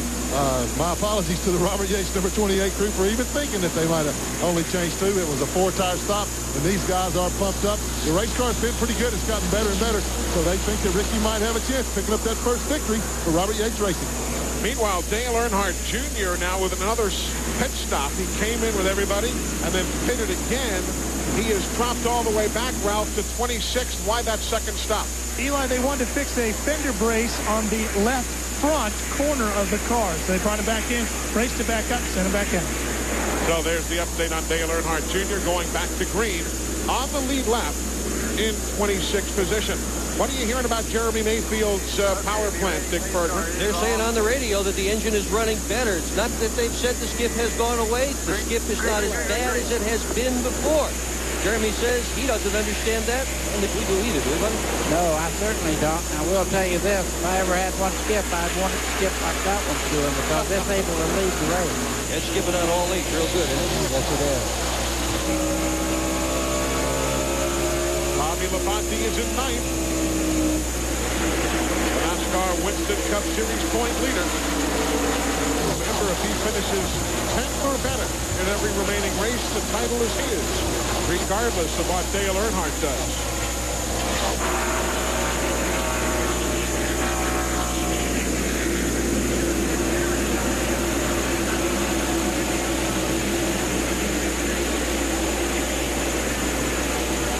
Big names in this pack of traffic here from 5th, 6th, 7th, 8th, and 9th places. And that red car on the inside there, that's Andy Houston from the truck division. He will be in this car full time next year, so they're giving him a little bit of seat time now. Doing a very good job, getting a lot of time on the racetrack. And as you can see, not that far off the good cars. He's a rookie who has earned his way into the Winston Cup Series through the Craftsman Truck Division. Has been a strong driver there. Paid attention to what he needed to pay attention to, won a bunch of races. Here he is. He's giving Nadeau a hard time, though. He moved right up in front of the 25 car there, Jerry Nadeau. They almost made contact. Of course, they are running for position, Houston and Nadeau. They're 31st and 32nd, 2 laps down. So it's not like either man is necessarily in the other man's way. They are running for position. There's 7th place on your screen. Dale Earnhardt. 2 of Rusty Wallace. The 43 of Andretti, he's a lap down. John is in 28th. But he does give us a good view of the action. John's car just did not run well for him today. That's Brett Bodine in the red car, number 11 there. And just behind him, you see Bobby Labonte just struggling right now at the moment, not up near the front. If you're just tuning in, Kenny Wallace went out with engine failure on lap 14. Dave Blaney went out with an oil pump belt that went away on lap 115. Robbie Gordon was in an accident at lap 156. Mark Martin and Jimmy Spencer were involved in a tango lap 175. They went out then. Terry Labonte in an accident went out at lap 192. Darrell Waltrip's car just would not run, and he went out a short while ago. And then Michael Waltrip with that trip into the wall at lap 210. Steve Burns, good battle between Earnhardt and Rusty Wallace. Yeah, there might be an interesting battle to follow up on what Glenn Jarrett said about the tires between those two teams. I was in Rusty Wallace's pits for a bit watching his stop. While I was here, Kenny Wallace's tire guys dropped off 4 sets of tires. Of course, you mentioned a second ago, Eli, that Kenny dropped out on about lap 14.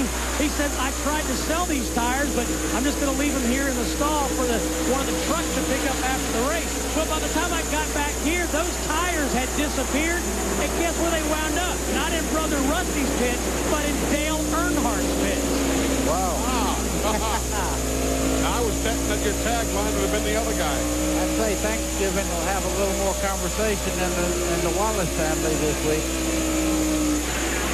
You know what I'm noticing, though? I talked about Bobby Labonte just a second ago, not having his car and struggling. He's not struggling. That car is running very, very well. He apparently didn't get out of the pits very quickly just a second ago, but that car is really nailed to the bottom of the racetrack. He's doing a great job. Ralph's down there alongside Jimmy Maycar, the crew chief for Earnhardt.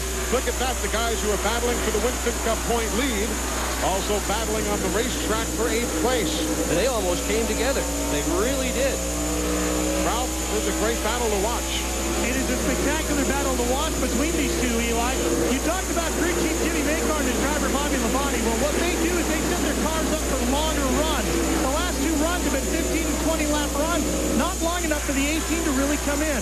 They're hoping for long runs here today at Rockingham. Now, the other smart thing they did was they figured there would be a tire problem here today, so they brought 14 sets of Goodyear tires with them today. So right now, they're not so concerned about having to get tires from other teams. Got a plan ahead in this business. Oh, yeah. Absolutely. You know, as you watch Bobby Labonte run as hard as he is running right now, you might wonder why he's doing that, why he doesn't just back off and ride around a little bit. After all, he's got a 210-point lead, and if anything's going to cost him the championship, it'll be having an accident or something of that nature. But Bobby's attitude is he's not going to change anything. He's driven strong, he's driven hard, he's driven aggressively all year. That's gotten him here. He's afraid if he changes anything at all, that it may cost him more. There's third place up for grabs, Gordon and Jarrett. They're 2.5 seconds behind the leader, Jeremy Mayfield. And just behind Ricky Rudd, who's running along in second spot right now on the 28 car, just in front of this group.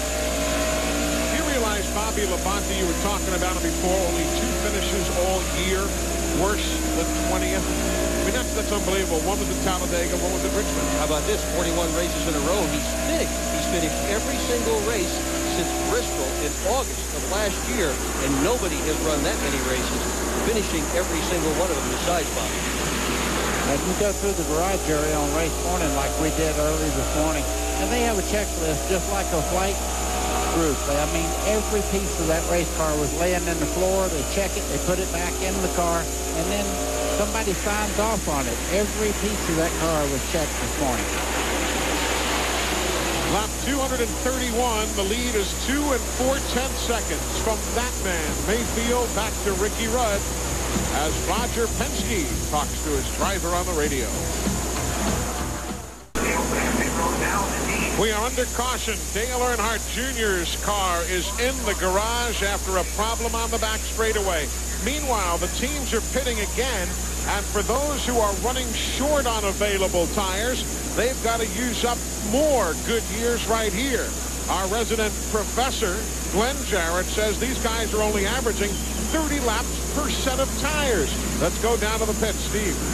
And Dale Jarrett saying they've got right side tires on, no chassis adjustment, but they will make an air pressure adjustment. Left side tires on for Dale Jarrett. He's away. Let's go to Ralph. They're going to make a slight chassis adjustment to Jeff Gordon. He is done it away, and everything going pretty smooth between the 18 and the 1. Glenn? And Jeremy Mayfield in for 4 more fresh Goodyears. And wow, Ricky Rudd beats him out. Another great stop for Rudd as he beats Mayfield out. Now, I did some quick math, and I told you guys it might be 8 sets or 30 laps per set. It might be 25. By my count, that was the 9th set of tires that they have put on these cars already. That equates out to about 14 sets of tires for the race. Man, this is going to be an expensive day for the car owners. I'm glad I don't have to pay this tire bill. We're at lap 236. We said on the air tires would be some sort of the story. Didn't take an Einstein to figure that out for Rockingham, and it has been certainly the case again. Let's see why we are under caution. Watch the red number 8 of Dale Earnhardt Jr. Maybe a little shove from behind. And there is the result. Wow. And watch this here. Watch him clear things out. Goes right through the garage. Takes out a couple of garbage cans there. Robert Presley, let's see what he was able to see. I wonder if Kurt Busch shoved him. It looked like he did. There wasn't much question about that, Eli. He got done getting off that corner, but he made contact with Jimmy Spencer. It's just one of those racing deals, as they say, coming off the corner over there. So Kurt Busch giving Dale Earnhardt Jr. a shove. That sends Jr. to the garage after he had worked his way up to 20th spot. The green flag flies here at Rockingham as we are back to work at lap 240 of 393. Elliott Sadler unlapping himself right there. So he is on the tail end of the lead lap. Ricky Rudd is the race leader. And Ricky really owes it to his pit crew today. Lap 159, Rudd came onto the pit lane in 9th, came out in 5th. Lap 183, he pitted in 5th place, came out in 2nd. Lap 236, he came in 2nd, went out with the lead. But he's going to have a handful here with Jeremy Mayfield. Yeah, he's going to really have a tough time, Jeremy Mayfield, on fresh tires right there. You can see the grip that he got in the center part of the corner, just drove right by Ricky Rudd. So the leader is Mayfield. Ahead of him is Elliott Sadler, who, as we said, is on the tail end of the lead lap going through your picture. Of course, you wonder if Ricky is just trying to take it easy on those tires, doesn't want to beat them up so early in this run. About $1,500 to put a set of these tires on, so if you run through about 10 sets of tires, you spend about $15,000. Amazing.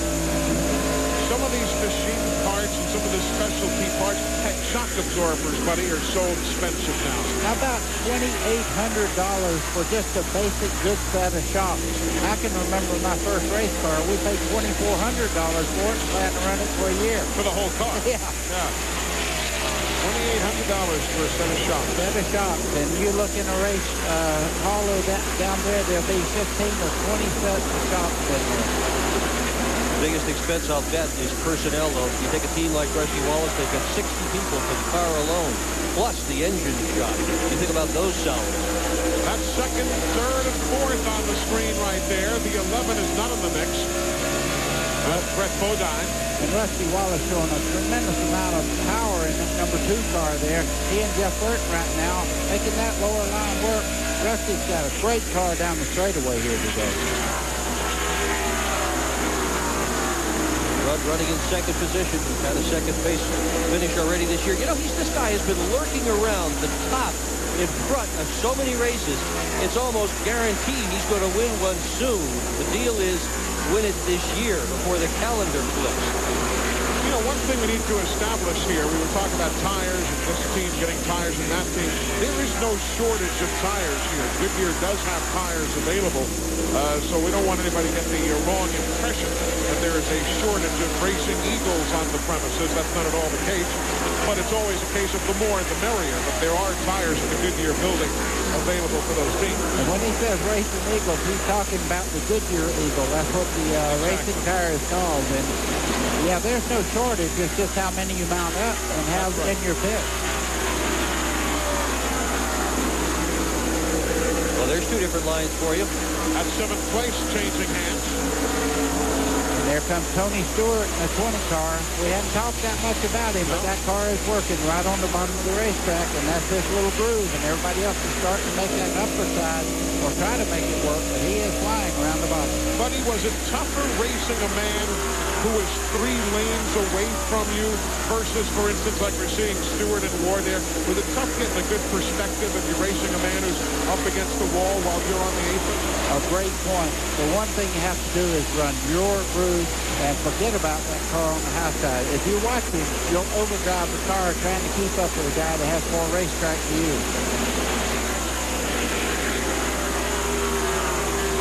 And this will go on for a little while because both of them are very, very close as far as their race cars. But Tony Stewart, you can see now they'll come right back together down the straightaway side by side.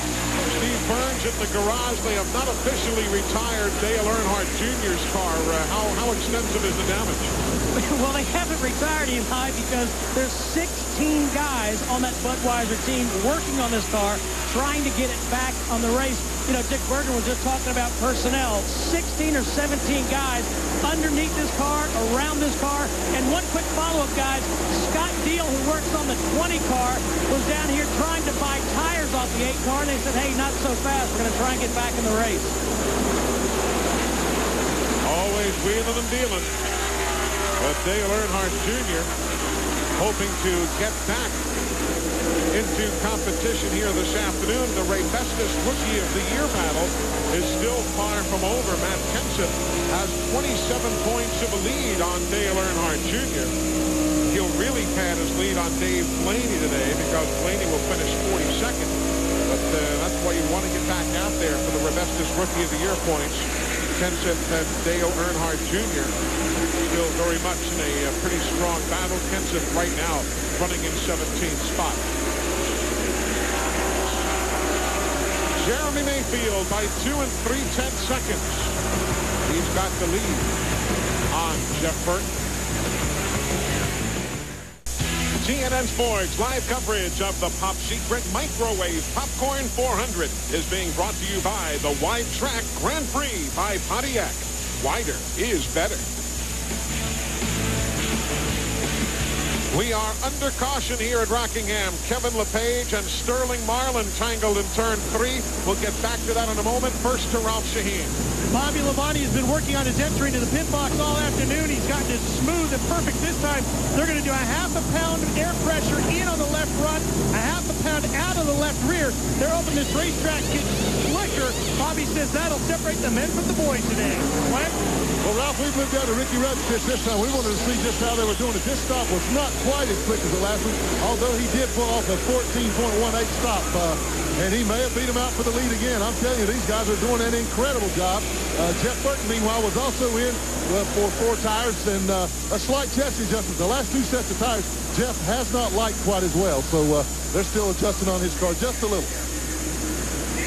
So that's what's happening down in the pit lane. The reason we are under caution is for this tangle up in turns 3 and 4. Sterling Marlin and Kevin LePage. You can see right there Sterling's car breaks sideways as they go in. He takes the 16 of Kevin LePage, and they had major contact there going into turn 3. And Sterling is driven away. Kevin LePage climbed from the car under his own power. In the garage area, let's get an update on Dale Earnhardt Jr. Well, the crew is still working very hard on the car. Dale, what happened? And I guess, secondly, can you get back in this race? Or do you want to? Yeah. I don't know if I want to, but we're going to try and fix the Budweiser Chevrolet. We got a little help from Kurt Busch, but I know he probably didn't mean to do it, so it's cool. I won't go back out there and try to kill him. But we had a good run. Thanks, Dale. What a comment. He said, I won't go back out there and kill him. Holy cow. Nothing else to say other than we will be back to Rockingham right after this.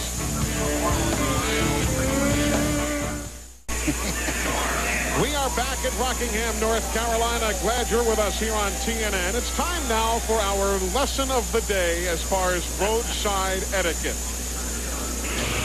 Ladies and gentlemen, boys and girls, remember, when parking on a hill, always set your parking brake. Watch. Kevin LePage is looking. The car just takes off by itself. Folks, there's nobody in the car. Kevin LePage is looking around for Alan Funt. Well, they wanted to be close to the corner workers there. Oh, my, we're seeing a bit of everything. If you're a Carl Long fan, he has returned to the racetrack. He went out a while ago and finds himself some 44 or so laps in arrears. Meanwhile, Sterling Marlin has made his way back to the garage area after the accident of moments ago. What's the update? Well, Sterling's talking to crew chief Scott Eggleston and getting tangled up here in the courts. Sterling, what happened? I don't know. I wish somebody tell me, but, you know, I got up front of Kevin, and I thought it was going pretty straight down the straightaway, and I don't know if he got against the outside wall and come down a little bit, or I didn't give him enough room. Well, we just got together and turned me around and him around both, and, you know, hating record cars. We was real good in practice yesterday and kind of disappointed. We usually run real good here and just didn't get going. So we had one of the best cars in practice. I think we had a bad shock or something. Can you get it back out there, Sterling? I think we patch it up and get something going. All right, thanks. We're watching the Carl Long car. He just came back out of the garage. And now they can't crank it. And you see the NASCAR official saying, get back to the garage, crank it back there, and then you can come back for more.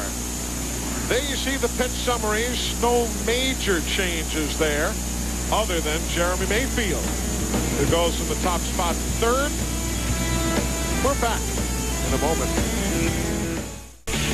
The field will again get the one-to-go signal. They had gotten it moments ago, but then the determination was made that there was too much speedy dry up there in turn 3. There's Wally Dallenbach. I want to give him a tip of the hat here. Started 33rd. He's up to 11. And that could be one of the very best runs of the year, certainly. He only had one top 10 finish all season when he finished 9th at Watkins Glen. So old Wally doing himself proud today. Well, he's got a little extra help. Mike Beam has joined that team as team manager, effective with this race. And Mike's one of the best there is. That'll help anybody. Left the Wood brothers earlier last week. Meanwhile, with all these Goodyear tires being used, Steve Burns has gone in chase of Phil Holmer, who's in charge of the Goodyear operation here at the racetrack. Steve?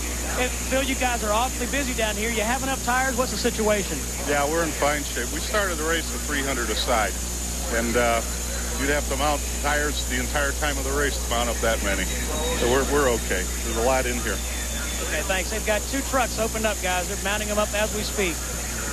All right, there you see the work going on. You see all that Speedy Dry up there? They have put the lights on again.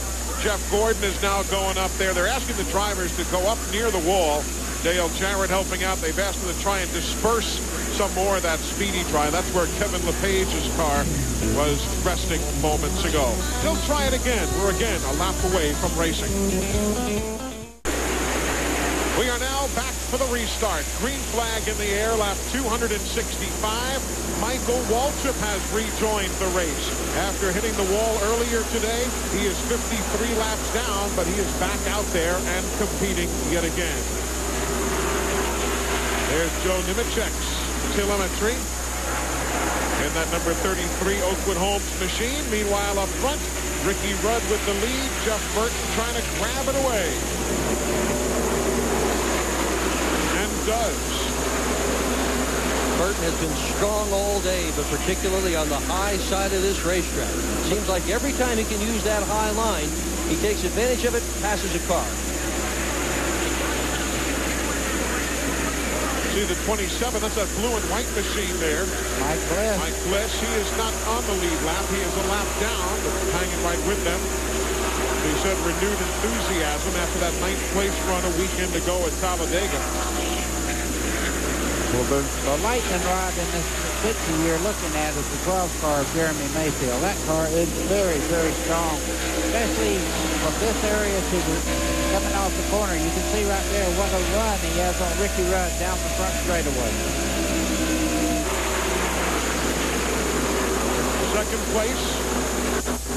Rudd climbs the banking, opens the inside for Mayfield. Rusty Wallace sitting there in the 2 car just kind of watching the 2. He said, I ain't around the middle if you'll open up a little more. I don't think Rudd losing a spot, maybe more. I don't think that crossed Rusty's mind for more than a flash of a second. Yeah. But it was an appealing opportunity to be able to slide in between those 2 cars. Look at all the skid marks coming off turn 2. Man, a lot of people have hit that inside wall this weekend. I'm watching that 12 car when he gets, oh, look at Jeff Gordon going 3 stories high through the corner there. Gordon's running in 5th. He is not racing anyone except the 22 in that picture, that black and gold cat car. The 25 of Nadu, he is in 28th spot, a couple of laps down. And Dale Jarrett, he is in 8th place right now, following Tony Stewart just ahead of him in the Home Depot entry. Look at the numbers there in green on the rundown. You saw Mayfield, quickest speed on that lap. Gordon running right against the wall coming out of the corner. Just no space at all. No room for error whatsoever.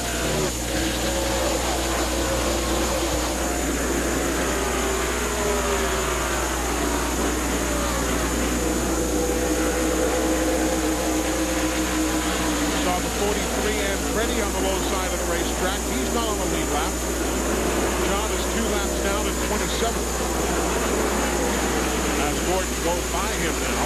Remember, Gordon is battling the 22 of Ward Burton.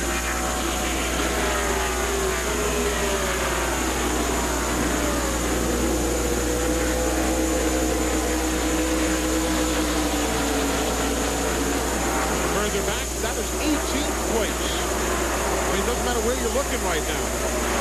And look there, Mayfield and Rusty Wallace running quicker than the race leader, Jeff Burton. Matt Kenseth there in the yellow number 17, battling with all these guys. No matter, like you said, Eli, no matter where you're at in the field, there's a battle going on. Robert Presley is in 19th on the lead lap. We're riding with him. He's battling Kenseth and trying him outside. You can see he made a very wise decision not to put the front end of that car on the outside of Kenseth coming off the corner. That's a blind spot that he was in right there. He waited till now to make the move on the high side. And didn't get it done. Kenseth's got a great run on the inside. Up front, here's the battle for the lead. There goes the battle for the lead. Jeremy Mayfield, who most recently led from 241 to 256, reassumes the lead at lap 274. This car looked every bit as good as it did in California when Jeremy won out there. That car was dominant all day long. Back to that battle there in 16th and 17th. Kenseth is there. 77, Robert Presley. 31, Skinner. He's in the mix as well.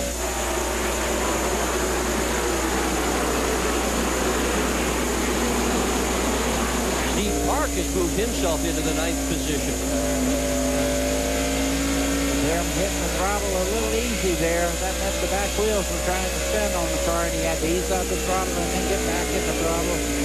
If you stay in it, it'll buzz the rear tires, and you don't have any forward bite.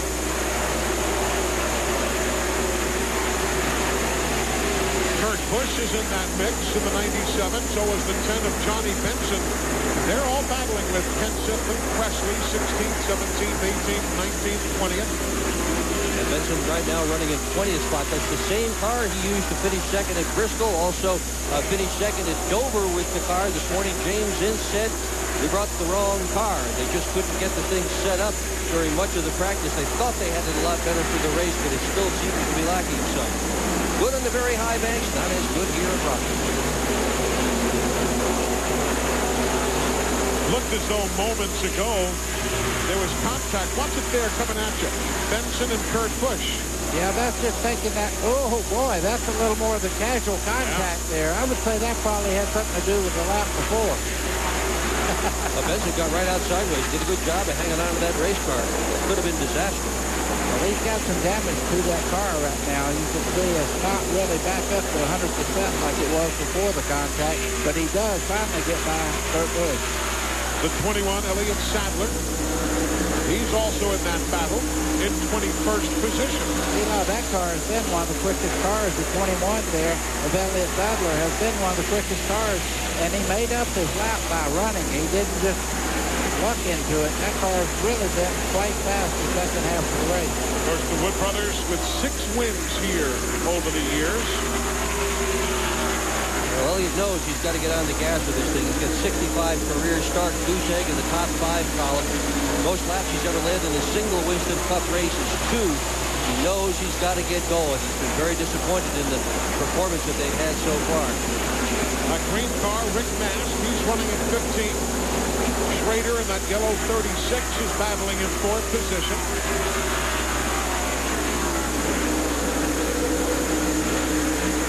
Conseco Pontiac. See how high those RPMs will go. Right around 8,500, 8,600. Yeah, and this part of the racetrack itself is not allowing them to turn as many RPMs they did right in the first part of the race because every part of the racetrack is getting a little slicker. Meanwhile, Jeremy Mayfield's lead of a handful of laps has gone away.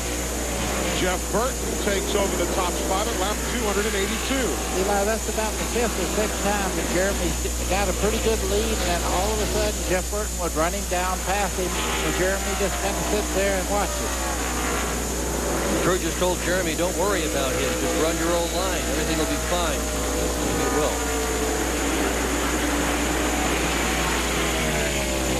The very first NASCAR Winston Cup race here, won by Curtis Turner. The American 500 in 1965. Who'll join the list today? We'll find out soon. The Burton brothers, Ward and Jeff. Close? That's certainly the case. They have raced together, battled together.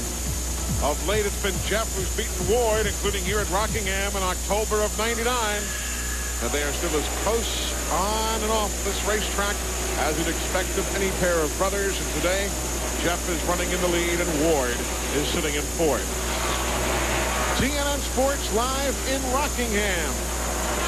Eli Gold, Dick Berggren, Buddy Baker, Glenn Jarrett, Steve Burns, Ralph Shaheen. Glad you're tuned in. Been a busy day. We've had 7 cautions.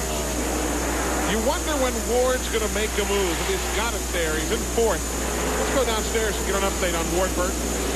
Well, Eli, he's making a move right now. He came in on lap 256, put on 4 tires. They made an air pressure adjustment to help correct a bushing problem that they had.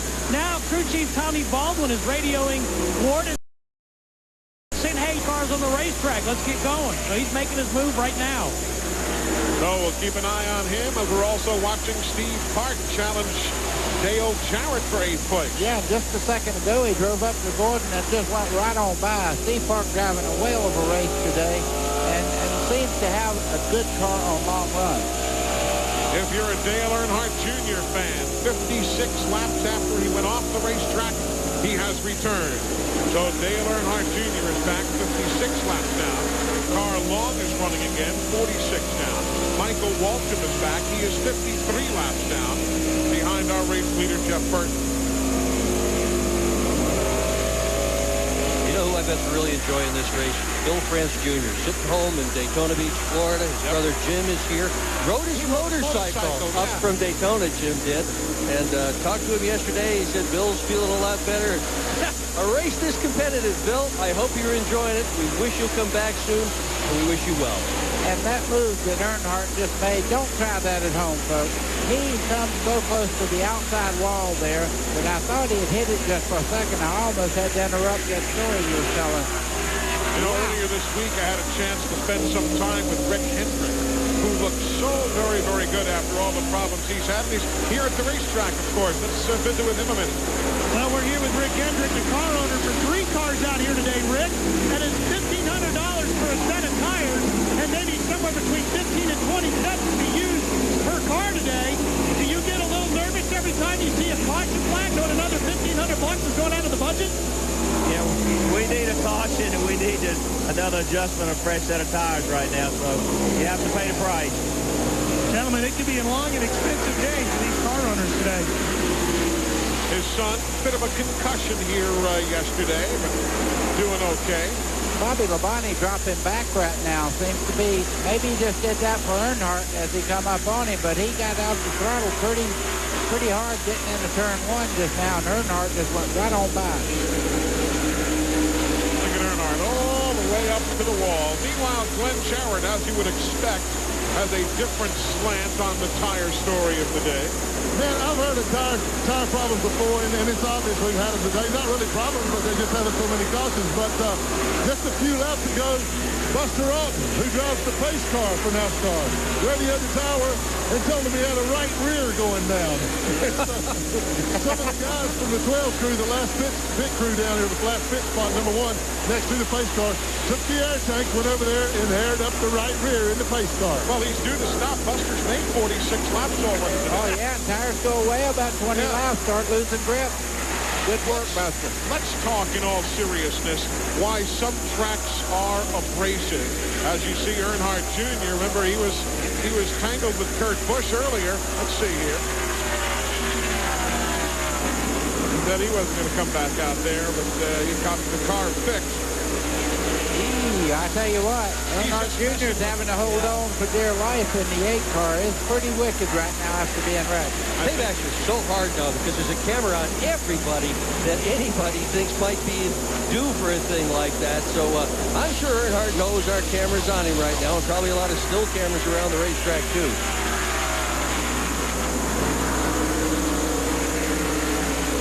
Let's see as Earnhardt Jr. closes in. Giving him a miracle. This is not for position. It's nothing other than probably to mess with the mind of young Kurt Busch a little bit after it was Busch who hit Earnhardt Jr. in the caboose and sent him spinning earlier. It looked from our long-range camera as though Earnhardt Jr. had done the same to Jimmy Spencer. First, you know, Busch gets a little wiggle there, and Earnhardt doesn't hit him. I guess that's okay, huh? Intimidating Jr. Well, he's making Busch think about it. I guarantee you see that. Those green numbers, by the way, in the rundown. Anytime you see a green number or green speed, that's a driver who's going faster, like Jarrett and Park, going faster than Jeff Burton right now. No. He's just messing with him. Yeah, I think you're exactly right. He is just messing with him. Very effectively messing with him. We're at lap 301, and we're staying with this, folks, because everything for the moment is settled down. Now you got a quick look there at the lead, but this has been most intriguing here. Again, it was 97 Kurt Busch who got it to Dale Earnhardt Jr. earlier and sent Earnhardt spinning and basically out of contention for the day.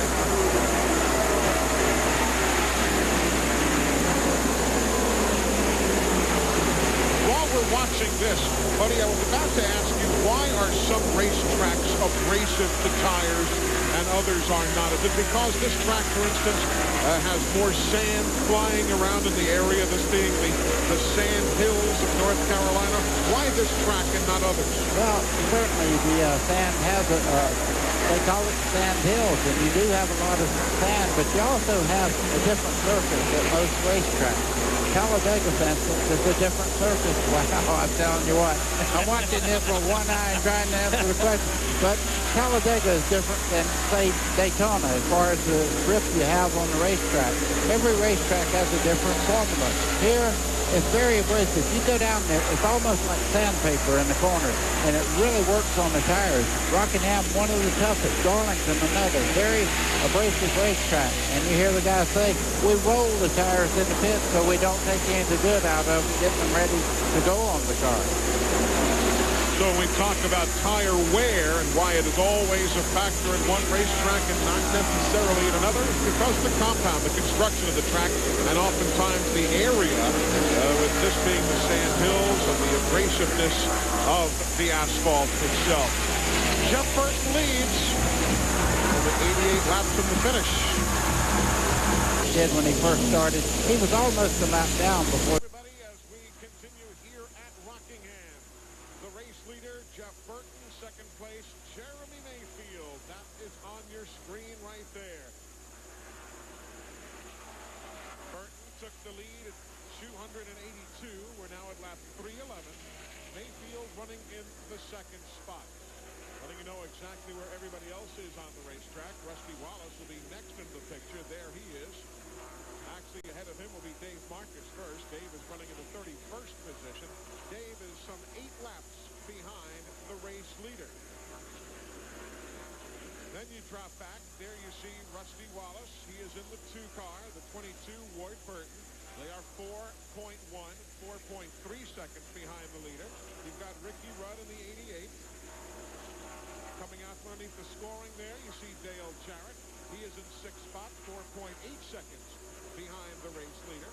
Then you've got Carl Long, and following him is Tony Stewart. Carl Long is 46 laps down, and Tony Stewart there is in 7th spot. He is 6.3 behind the race leader. There's Scott Pruitt in 30th spot. He's 7 laps down, Pruitt is, in the Tide Ride, which is back to its normal paint scheme after the crimson and white for the Alabama Crimson Tide a weekend ago in Talladega. There's Wally Dallenbach in 25th spot. Wally's a lap down, and the 1 is Steve Park. He's on the lead lap in 8th. He's 6.3 seconds back of our leader, Jeff Burton. There's the 3 of Dale Earnhardt. He's running in 9th spot, closing in and moving around Wally Dallenbach. Meanwhile, we break away from the rundown a moment and check on Dale Earnhardt Jr., who will make a pit stop here to the delight of Kurt Busch after their wild racing there moments ago. Lap 315, Earnhardt Jr. pits. There's his dad on the racetrack, 9.5 seconds back. Dale Earnhardt is in 9th. The 18 is Bobby Labonte. He's running in 10th spot, battling with Dale Earnhardt for position. Again, Wally Dallenbach. He's in 25th. He's 2 laps down. 25 is Jerry Nadeau. He's in 28th spot, and he too is a couple of laps back. There's Bobby Hamilton running in the 4, still on the lead lap, 11 and 9/10 behind the leader. Hamilton is in 11th. There you see Mike Bliss, 2 laps down. He's in 26th in the Viagra machine. Then Jeff Gordon, he was in the top 5 a while ago. He is backslid now to 12th spot as Bobby Labonte peels off and makes a pit stop. So Bobby Labonte will pit at lap number 317. 76 laps from the conclusion.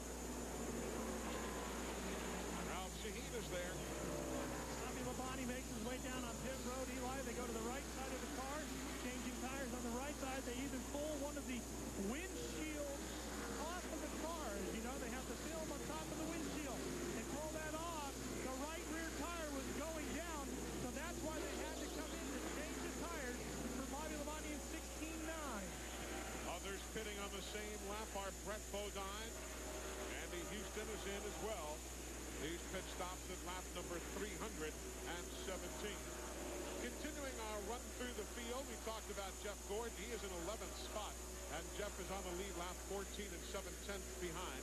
He's racing with Joe Nemechek, who is in 12th. Joe is 15.2 behind our leader, Jeff Burton, as you see some of the numbers that Joe Nemechek continues to post. Behind Nemechek, you've got Rick Mast running in 13th spot. Then the 10 of Johnny Benson. They are running in 14th position. They are still on the lead lap, both of those gentlemen are. They are 15.7, 16 seconds. Big fire in the pits. Big fire in the Big fire in the pits. Steve Burns is there. Well, guys, we were in Rusty Wallace's pits, and we looked at as Matt Kenseth was pitting. Can't see if any crewmen have been hurt. Now a lot of other teams rushing in, trying to move gas cans out of the way. Lots of smoke now. They're trying to get the fire out, but a big fire in Matt Kenseth's pit. A fire brings out caution. Caution at lap 321 in the Matt Kenseth and Kurt Busch pit areas there. The leader is the 99, Fire. The pit road is closed, as you can imagine. And caution for the 8th time. A scary fire, and it was a big one as pit road fires go. Eli, and one of the reasons the caution's out, look at all the smoke down in turn 1 there. Visibility is almost gone. They are calling for ambulances, and you'll see them pirouetting into picture here in a moment. They're also bringing some additional fire safety crews down to the scene. Steve? Yeah, Rick Mashinsky is the gas man on the 17 car, and they are putting ice around his neck. The emergency workers are here. He's on his knees, and as I said, they're putting ice down his uniform, trying to keep him cool down.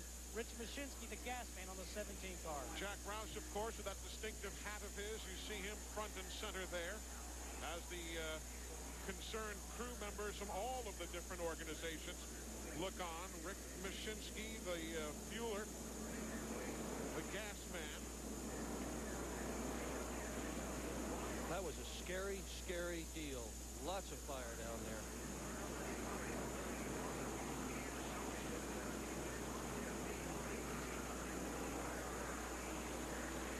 I don't know if we have the actual beginning of the fire, but there you see it is already underway. It spreads very, very quickly, and you see the firemen right in the middle of it, wading right in. And you see the heat just repelling that one firefighter as it then spreads towards the 97 pit of Kurt Busch. Well, there's firefighters all up and down pit road here in these NASCAR races. They needed a lot of them, and it's a good thing they had them. Again, that was on replay. We're now back to live coverage. Rick Mashinsky, the fueler there, and look at some of those tires and everything else that has just been distorted, melted in some instances. See Jack Roush talking with the NASCAR officials. And maybe, I'm sure, once everything calms down, we'll find out exactly how the fire started. Pit road remains closed, as you can imagine, under the caution. We'll be back with more from Rockingham right after this. We are back here at Rockingham. Pit road has not yet opened. There is extensive cleanup from all of the fire extinguisher material and all that you see being swept away. The Lowe's pit for Mike Skinner just adjacent. Again, on tape, here's what happened. You can see crew members scurrying. See Larry McReynolds there on top of the war wagon from the Lowe's team looking on to try and get a view through there. Robbie Reiser is down there with Steve, I believe, fellas. Yeah, they're talking it over right now, Eli. Robbie Reiser talking to a guy in the 90s, one of the crewmen off the 97 team. Robbie, scary incident. Tell us what happened. Car lighted the can up on fire, I guess. You know, everything happened so fast. You peel in the car, and next minute we had fire all over the place, and we got a couple guys hurt here. So that's more of our concern right now is the guys that are hurt than what we're doing here. We saw the gas man, Rich Mashinsky, being taken away. Anybody else injured? From what I know, I just got 2 guys that are injured. That's all I really know right now. I'm just trying to get this mess under or organized here, I guess. Robbie, know how serious the injuries are? Did you talk to the guys hurt? I just know they're burned. I don't really know. Okay, thank you, Robbie. Let's go to Ralph. Well, I'm with Larry McReynolds, who's the crew chief of Mike Skinner, pitted right next door. Larry, what did you see happen? Well, I knew when they dropped the jack on the left side, I saw some fire come out from underneath Matt's car. And you saw him leave, and you saw the trail, which sometimes that happens. And I thought maybe it was done, but then I looked over and just seen like an inferno over there. And it's probably the biggest fear of the pit is a fire. And just certainly hope everybody's okay. And in the dilemma we had, on our last stop, we elected not to put fuel in ours to make some major adjustments because, again, there's no way you could go 90 laps here on a full run because of the tires. So we was within about 3 or 4 laps of having a pit because of being low on fuel. So thank you, good Lord, everything's okay. We just hope everybody with the 17 cars okay. Is everybody okay on your team? Yeah, a little covered in powder, but we're okay. Well, that was going to be my next question. I see everything's covered in flame retardant stuff. Will that affect your tires that you have sent back to that are covered in dust now? No, I don't think so. You know, again, this pavement will wear the dust off pretty fast, too. We're going to pit. He's got to get it off his tires, though, Eli. Indeed, and pit road is going to open now. There's the gas can that was involved in that. You know, you got to think. Eli, this thing always has a neck on it like that. I'm sorry that we didn't stay with that can, but it has a neck there, and it was broken off at the fitting there. That was probably done as he was leaving, and the gas man tried to snatch the quick coupling that they have to gas these cars up with. Lap 328 now. All the leaders are coming into pit. Lap 328 of 393.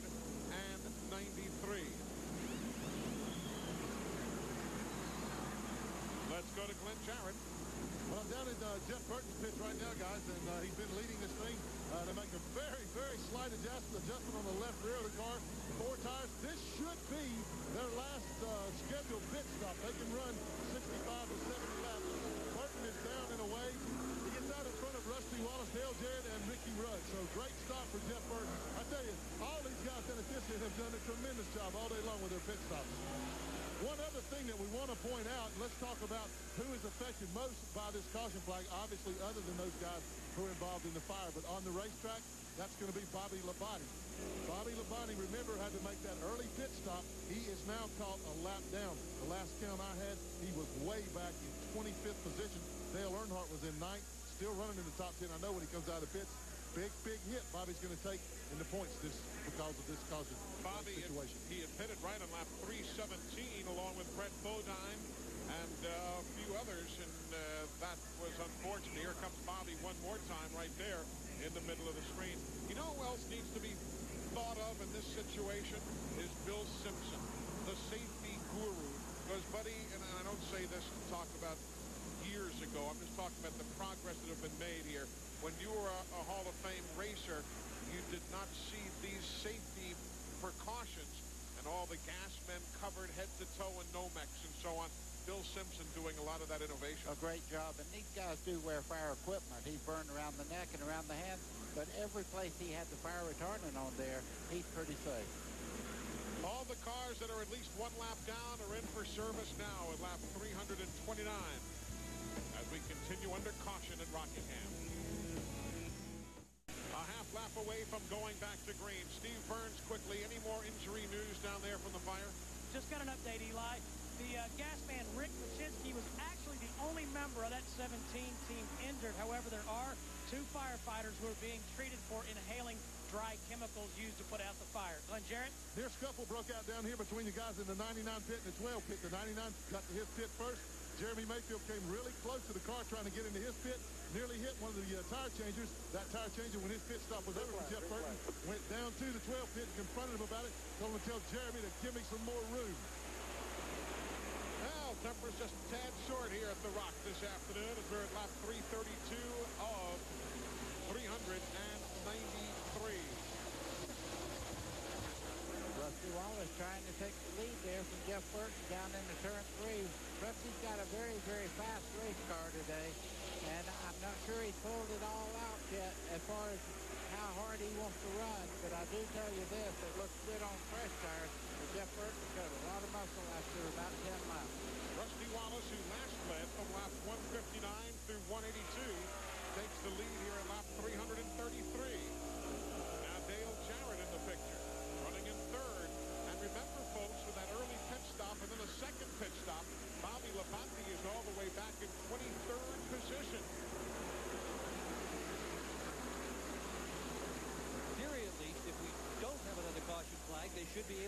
distance.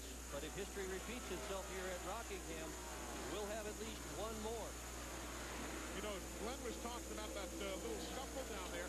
Watch what happens. Looks as though Jeff Burton's Jackman was brushed here. Watch this. Yeah, that's what happened. That is as close as you can get. About made a sandwich of the man. The guy changing the right front had to jump back also. That's Chuck White. That's what went on down there to start that little stare down. That's Glenn reported. Burton's guys yesterday won the pit crew competition here at Rockingham. Saw Frank Stoddard walking into the garage, holding the trophy under his arm, kissed it. Did as he walked past the car. I don't think he thought anybody was watching him. Sixth spot. Jeff Gordon. Tony Stewart.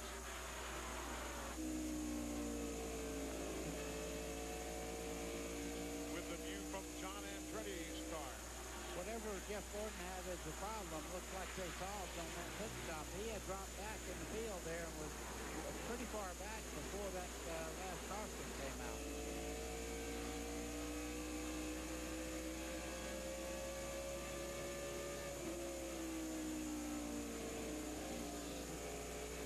Jeremy Mayfield, he's back in 20th position right now.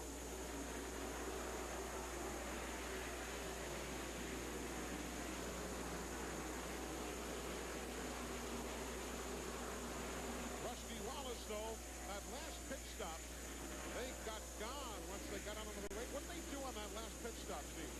Eli, they were pretty aggressive. On the stop before, they didn't do anything but change tires. But this time, they raised the track bar in the right rear a quarter turn and one round of light in the right rear. So pretty significant changes to that two car.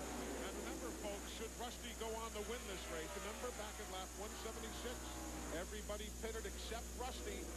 He started losing a lot of positions. Then the caution came out at lap 192 when Terry Labonte spun, and that allowed Rusty to reconsider not taking tires. And then he, of course, went in and took fresh rubber and stayed right there at the pack. Could be the turning point of the race. Oh, yeah, he's taken forward every single time. He has had an opportunity since then. And right now, Rusty Wallace looking real good in the lead. But look at all these guys back here with good, strong cars. There's a long ways to be done. Skinner's on the lead lap. Of course, Dale Earnhardt. Remember, Earnhardt entered the day 210 points behind Bobby Labonte. If the race ends right now at this moment, you see the spread will have narrowed by some 40. Joe Nemechek going down the back straightaway.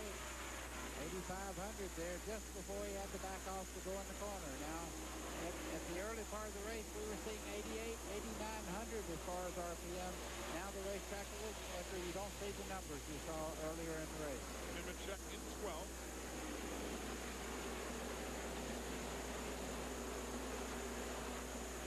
Rick NASCAR did a little wiggle there. You don't do that many times off turn 2 and get the car back, but Rick Mast was a very, very fine race car driver and caught the car right back up. Watching 31 of Mike Skinner realized, too, that his crew chief's going to television next year. He's only got 3 more races after today, Larry McReynolds does, to be a crew chief. And the team's kind of running out of opportunities to win one. A lot of people thought McReynolds and Skinner were going to win a whole lot of races. Best they've had so far this year is a single top 5. It's not been anything like the kind of season that they wanted to have this year. They wrecked the primary car here in practice, and right now they're out there struggling with a car that's been up from another crash. By the way, if you're following the fortunes of Dale Earnhardt Jr., who is 56 laps down while his father's doing well, Dale Jr. just grazed the wall again coming out of turn 2. He's been able to drive around, but he is having himself a handful. Watch it again on the tape replay. There, he just does graze the wall. Oh, that's a little more than a graze. Yeah, that's almost left side's off the ground. He hit so hard. He has come down to the attention of the crew. Dale Jr. has. Great race for the lead here. Jeff Burton looking on the inside of Rusty Wallace. They come up on a lap car. Jeff Burton has a great race car, just eases out of the throttle, knows that he has a car that he can really make a run with later on. It's about time because he manages his tires well, and as you can see, for the guys back home that race on the weekly schedule, you don't have to do it all in one corner. Pace yourself if you have a great car. Well, Burton's done most of his passing on the high side today. He can't pass Rusty on the high side because that's where Rusty's running. He tried way on the bottom, which is what he's doing right there again. Wild card, Mayfield. He has been slowing progressively. We told you he had dropped back to 22nd, 23rd spot. While we watch this battle for the lead, watch the story on Jeremy Mayfield. Let's go to the pits. Gus, I was talking to the crew guys there, and it's that age-old problem they've had all day with that miss. They're going to bring the car in and have to change the battery. It finally did give out. That's what was causing the miss. It kept getting slower and slower and slower. The battery finally is running down on it. Man, what a tough break. He had the dominant car. Now the question, Jeremy Mayfield. Trouble, turn one. Michael Waltrip again. Whether it's that same oil fitting, the problem he had earlier, we don't know. But Michael Waltrip, for the third time today, bringing out a caution.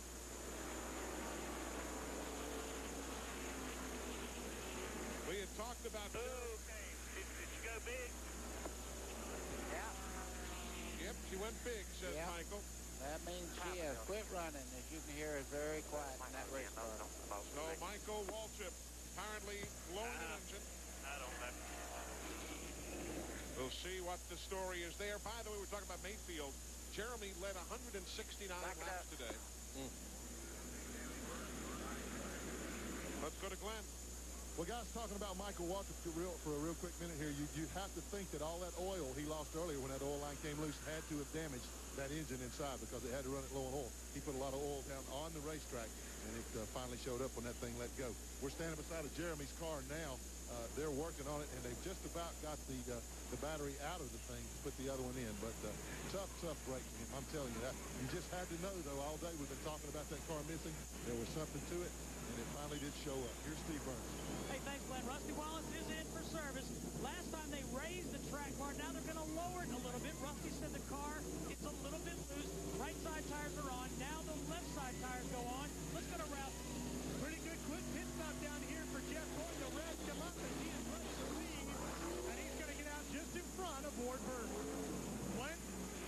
And Jeff Burton is in. He had just a little bit of trouble there. He's going to come out in about 5th place. I saw Dale Jarrett, Ward Burton, and a couple others go by him. So not the best pit stop they've had all day. They've had good ones all day until that one. I'll go down and check and find out exactly what went wrong. So we are under caution for the 9th time. Last year, we only had 3 caution flags in this race.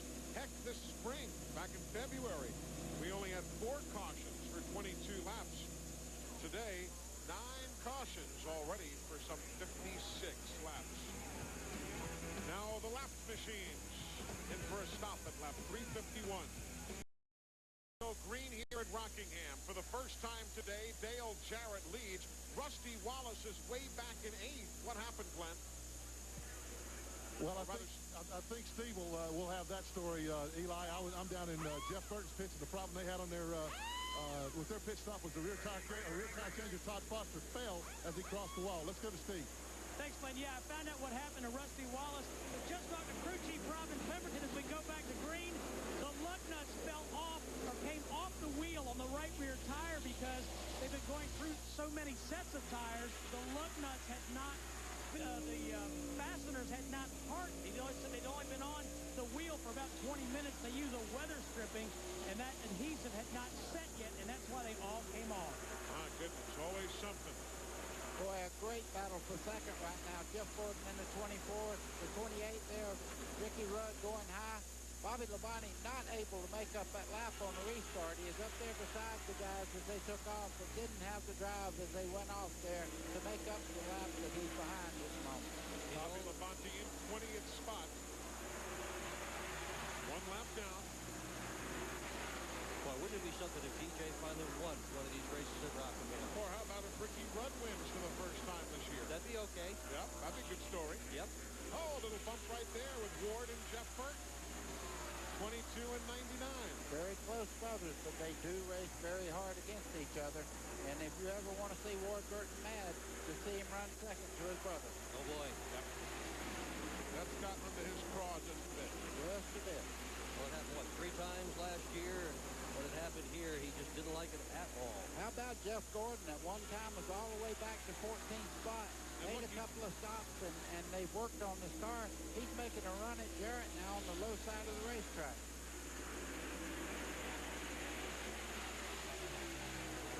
Gordon trying to grab the lead. Watch this during the Burton battle. Bounced off the wall. Look at all those green speeds there now. Those guys running faster than Dale Jarrett. They start to see a green number. They're going quicker than the race leader. They might be doing it, but he's still leading the race right now, and he's running a groove that he feels he can maintain good tires and run around. You see the racetrack. Both of them have the cars set up a little bit differently. Jarrett running high, the 24 there, Gordon much lower in the corners. What an interesting year Dale Jarrett has had. Started out winning the pole in the Daytona 500. Everybody thought he was going to be the champion again compared to last year, where he started out Daytona 500 upside down. Everybody thought he had no chance to win the championship. Won it anyhow. Just 34 laps to go.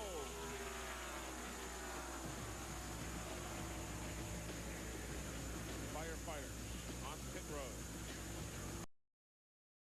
0.2 of a second between Dale Jarrett and Jeff Gordon. They battle for the lead here at Rockingham. Jarrett, with whom we're riding on that list of non-winners here at the Rock, along with the likes of Sterling Marlin, Kenny Schrader, pretty good names. I've never figured out this racetrack. But nobody's ever had 6 second-place finishes here. He's due one. If anybody is in the field, Dale Jarrett's due a win here. There's Bobby Hamilton in the 4 car. Started 35th and is now running in 7th. Only one top 10 finish all year. He was 7th at Darlington back in the spring. And conversely, 10 times this year, they have not been running at the end of the event. So nice to see Bobby Hamilton. He'll be leaving the Morgan McClure team at season's end. But nevertheless, good run for him as she is being battled there by Jeremy Mayfield. Look at that. Hamilton has changed 28 spots today. More than anybody else. He runs so well here. He led 42 laps in the spring race. It looked like a winner until he had ignition problems. Did win this event in 1997. Bobby Hamilton runs extremely well here at Rockingham. By the way, Dale Earnhardt is back now to 18th. And Bobby Labonte is running 20th. So those of us who are all keeping our eyes on the battle for the NASCAR Winston Cup Championship. Right now, there's only 2 positions between the top 2 point men. And there's Earnhardt and Elliott. They are battling for position. That's for 18th place on the racetrack. Earnhardt's got a problem with his car being able to maintain good corner times. And you can see right now, he's settling his way as Bill Elliott goes right on by. And the other bad part of what's happening to Earnhardt at the moment is Bobby Labonte's picked it up. He's running with the lead cars, trying to get back in the lead lap. It won't be long before they'll be racing each other.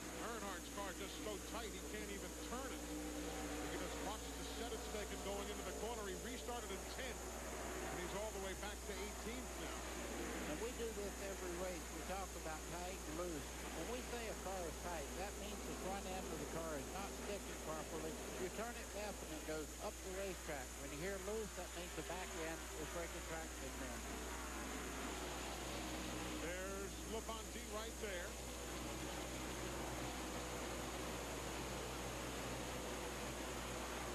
One lap led, though, is enough, though, for those 5 bonus points. Lets Jeff Burton go right on by because he knows he's after the win here. And Bobby Labonte right now knows that Earnhardt, I guarantee he knows everywhere he's at and how much he's losing per lap to everybody else. Now, they are a lap apart, remember. Earnhardt is on the lead lap in 19th. Bobby Labonte is a lap down in 20th. But the positions so close. This champion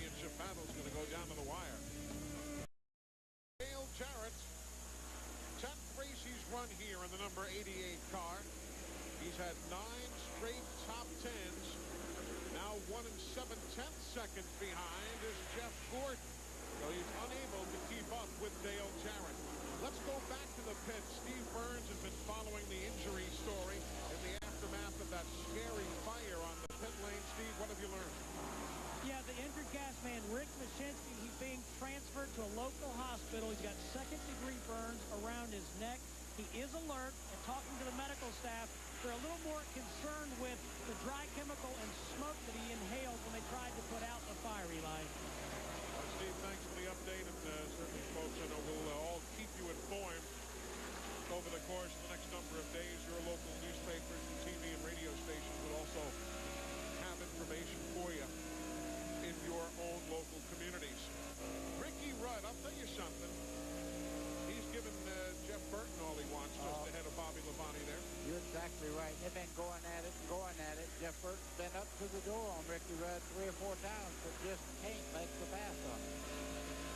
It's tough for either one of these guys to win the race. Rudd right now is well back, 3.9 seconds behind the leader, and not closing by any stretch of the imagination with just 13 laps to go. By the way, Dale Earnhardt Jr. fans, he is not going to be able to continue after the bounce off the wall there earlier, and he is done for the day. He will finish in 34th position. They will not be able to repair the car. Look at Tony Stewart's number there. It's green. He's running quicker right now than Dale Jarrett. And you realize Tony Stewart, he lost 8 spots on pit road during that last caution. He came in 10th, went out 18th. Now he has worked himself back up to 9th place as he battles with 10 laps to go and takes the spot away from Bobby Hamilton. Ralph? Oh, Eli, he had a horrible vibration and was going to have to pit anyway. Apparently, the lug on the left rear tire did not get put on the car, or it fell off once the car left pit road. So he was really struggling. So he needed that extra pit stop. Lost a lot of time in the pits, but is charging to the front. Tony Stewart on the move, the quickest car on the racetrack. Well, right behind Ricky Rudd now, who is actually a tick on the clock quicker. Everybody chasing Dale Jarrett, who is 2 1/10 seconds up on Gordon. Jarrett over the years has finished second here to Ricky Rudd. He has finished second to Dale Earnhardt, finished second to Jeff Gordon, he's finished second to Bobby Hamilton. He has finished second to Mark Martin. Finished second to about everybody, just never won. Could be worse. Eric Ant finished second here 5 times. If he's retired, he's not going to win. Jarrett looks like he might. The car that's right behind him, Gordon on your screen right now, the car has tightened up. He's not going through the corners well. He's got an understeer. And one thing I'm noticing on Jarrett's car is he's able to maintain a low line getting in the corner and then let the car float up to the center part of the racetrack. A good groove to take care of the tires. And right now, he's just kind of in the easy chair, kicking back right now. The car looks flawless out there. Rudd and Burton.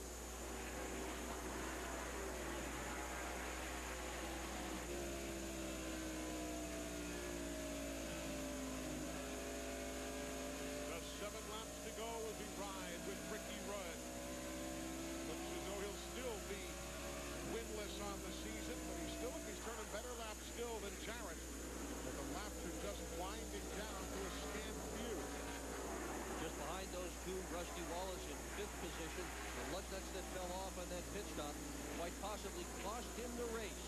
And just behind him in the yellow car there, Steve Park, a great day. He's had a good race all day long, been in the top 10 most of the day. Park has really come into his own this year. Done a terrific job. Of course, that win at Watkins Glen for the home state fans. Well, that was big, but you know, he scored his first ever top 5 as well this year. And you think about that, it took him a long time to get there. But once he got there, he's been nicking them off one after another. He's got 5 of them now.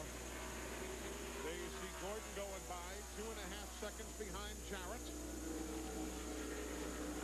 Then you go back to Ricky Rudd. There he is. He's 3.7 seconds behind Dale. Got Jeff Burton and Rusty Wallace, your top 5. There's Burton, 4.2 seconds behind the race leader, and Rusty Wallace is 6.6 back. And I'll guarantee you, Jeff Gordon has to be looking to battle for fifth right here. Steve Park trying to take the spot away from Rusty Wallace. They run in two different grooves on the racetrack. You see right there, Steve Park good getting in.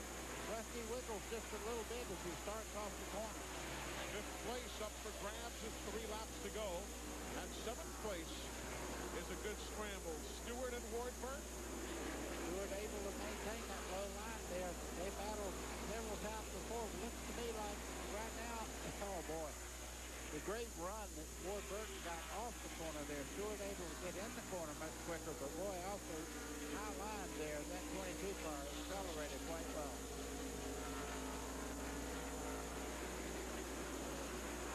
Seventh place is a good one. But they are coming to the white flag for Dale Jarrett. And Dale Jarrett, I know, is looking to have a great finish, but he's had some rough luck here right near the end of the year. This racetrack has always been special to the Jarrett family. Ned Jarrett, the great champion, two-time champion, drove his final race here in October of 1966. And today, finally, October of 2000, Dale Jarrett's going to win at the Rock. Jarrett comes to the stripe and wins in Rockingham for the first time ever. Jeff Gordon will finish second, Ricky Rudd third, Jeff Burton comes next fourth, fifth is Wallace, then Park, Stewart, Wardburn, Bobby Hamilton, and Joe Nemechek. That is the top 10. And now Todd Howard, the winning crew chief, downstairs. Let's get his thoughts. Okay, Eli, Todd. Boy, it's been a long time between wins. How does that one feel? Well, feels great. You know, the guys worked real hard. I'd like to thank Jerry Oxford and Bill Funderburk and Joe Hoffman. It's a brand new Robert Yates chassis and put together in about 18 days for this race. Tired of coming down here running second. And, you know, we just did a great job. The guys, what can you say? The pit stop was awesome. You know, they say the races are won and lost in the pits, and the pit crew won the race for us here today, and the guys in the car. They did a great job with it. Congratulations. Thanks. And Todd Howard said the mouthful right there. Why don't we congratulate he and all the crew as our Red Wing Shoe Work Hard pit crew of the race, sponsored by Red Wing Shoe Company, America's best choice for durable, comfortable footwear. Dale Jarrett is a winner. We'll hear from him when we come back. Coverage of the Pop Secret Microwave Popcorn 400 has been brought to you by Haviland Extended Life Antifreeze. Add more life to your car. Welcome back to The Rock. Dale Jarrett about to meet his brother. That's nothing special, but when it happens in Victory Lane, it is special. Glenn? Well, it's been way too long. It's been since November, I guess, of '97 in Phoenix last time. Dale, congratulations. Looks like you saved the very best for last. Man, what a great race car. And the guys back in the shop, this one's for you guys. It's a brand new car. They built it in a hurry just for here. And Todd did the right things in the pits, and the pit crew did a great job there all day long, but especially on that last one. I want to thank God for a safe race and for the abilities of this race team. Man, Daytona was a long time ago, so this is fun. Dale, did you change something on the car the last time? It seemed to get a little better, or was it just the track position got you out front? Well, track position certainly helped. That's where the pit crew comes in. But we made a slight change. Todd made a change about 3 times before that. Took a rubber out of the right rear. Made the car too tight. We freed it up then and made it better. And got it a little too free. And then we put a little bit of bite in it. Just a good set of Goodyear Eagles on there at the end. Congratulations there, brother. I'm proud of you. After a gazillion second-place finishes at Rockingham, Dale Jarrett's in Victory Lane. And by our numbers, Ford clinches the manufacturer's title with the win today. Dale Jarrett is also the Bryant Hot Driver of the race. Freezing cold? Call Bryant to the rescue at 1-888-999-BRYANT. Back in a moment.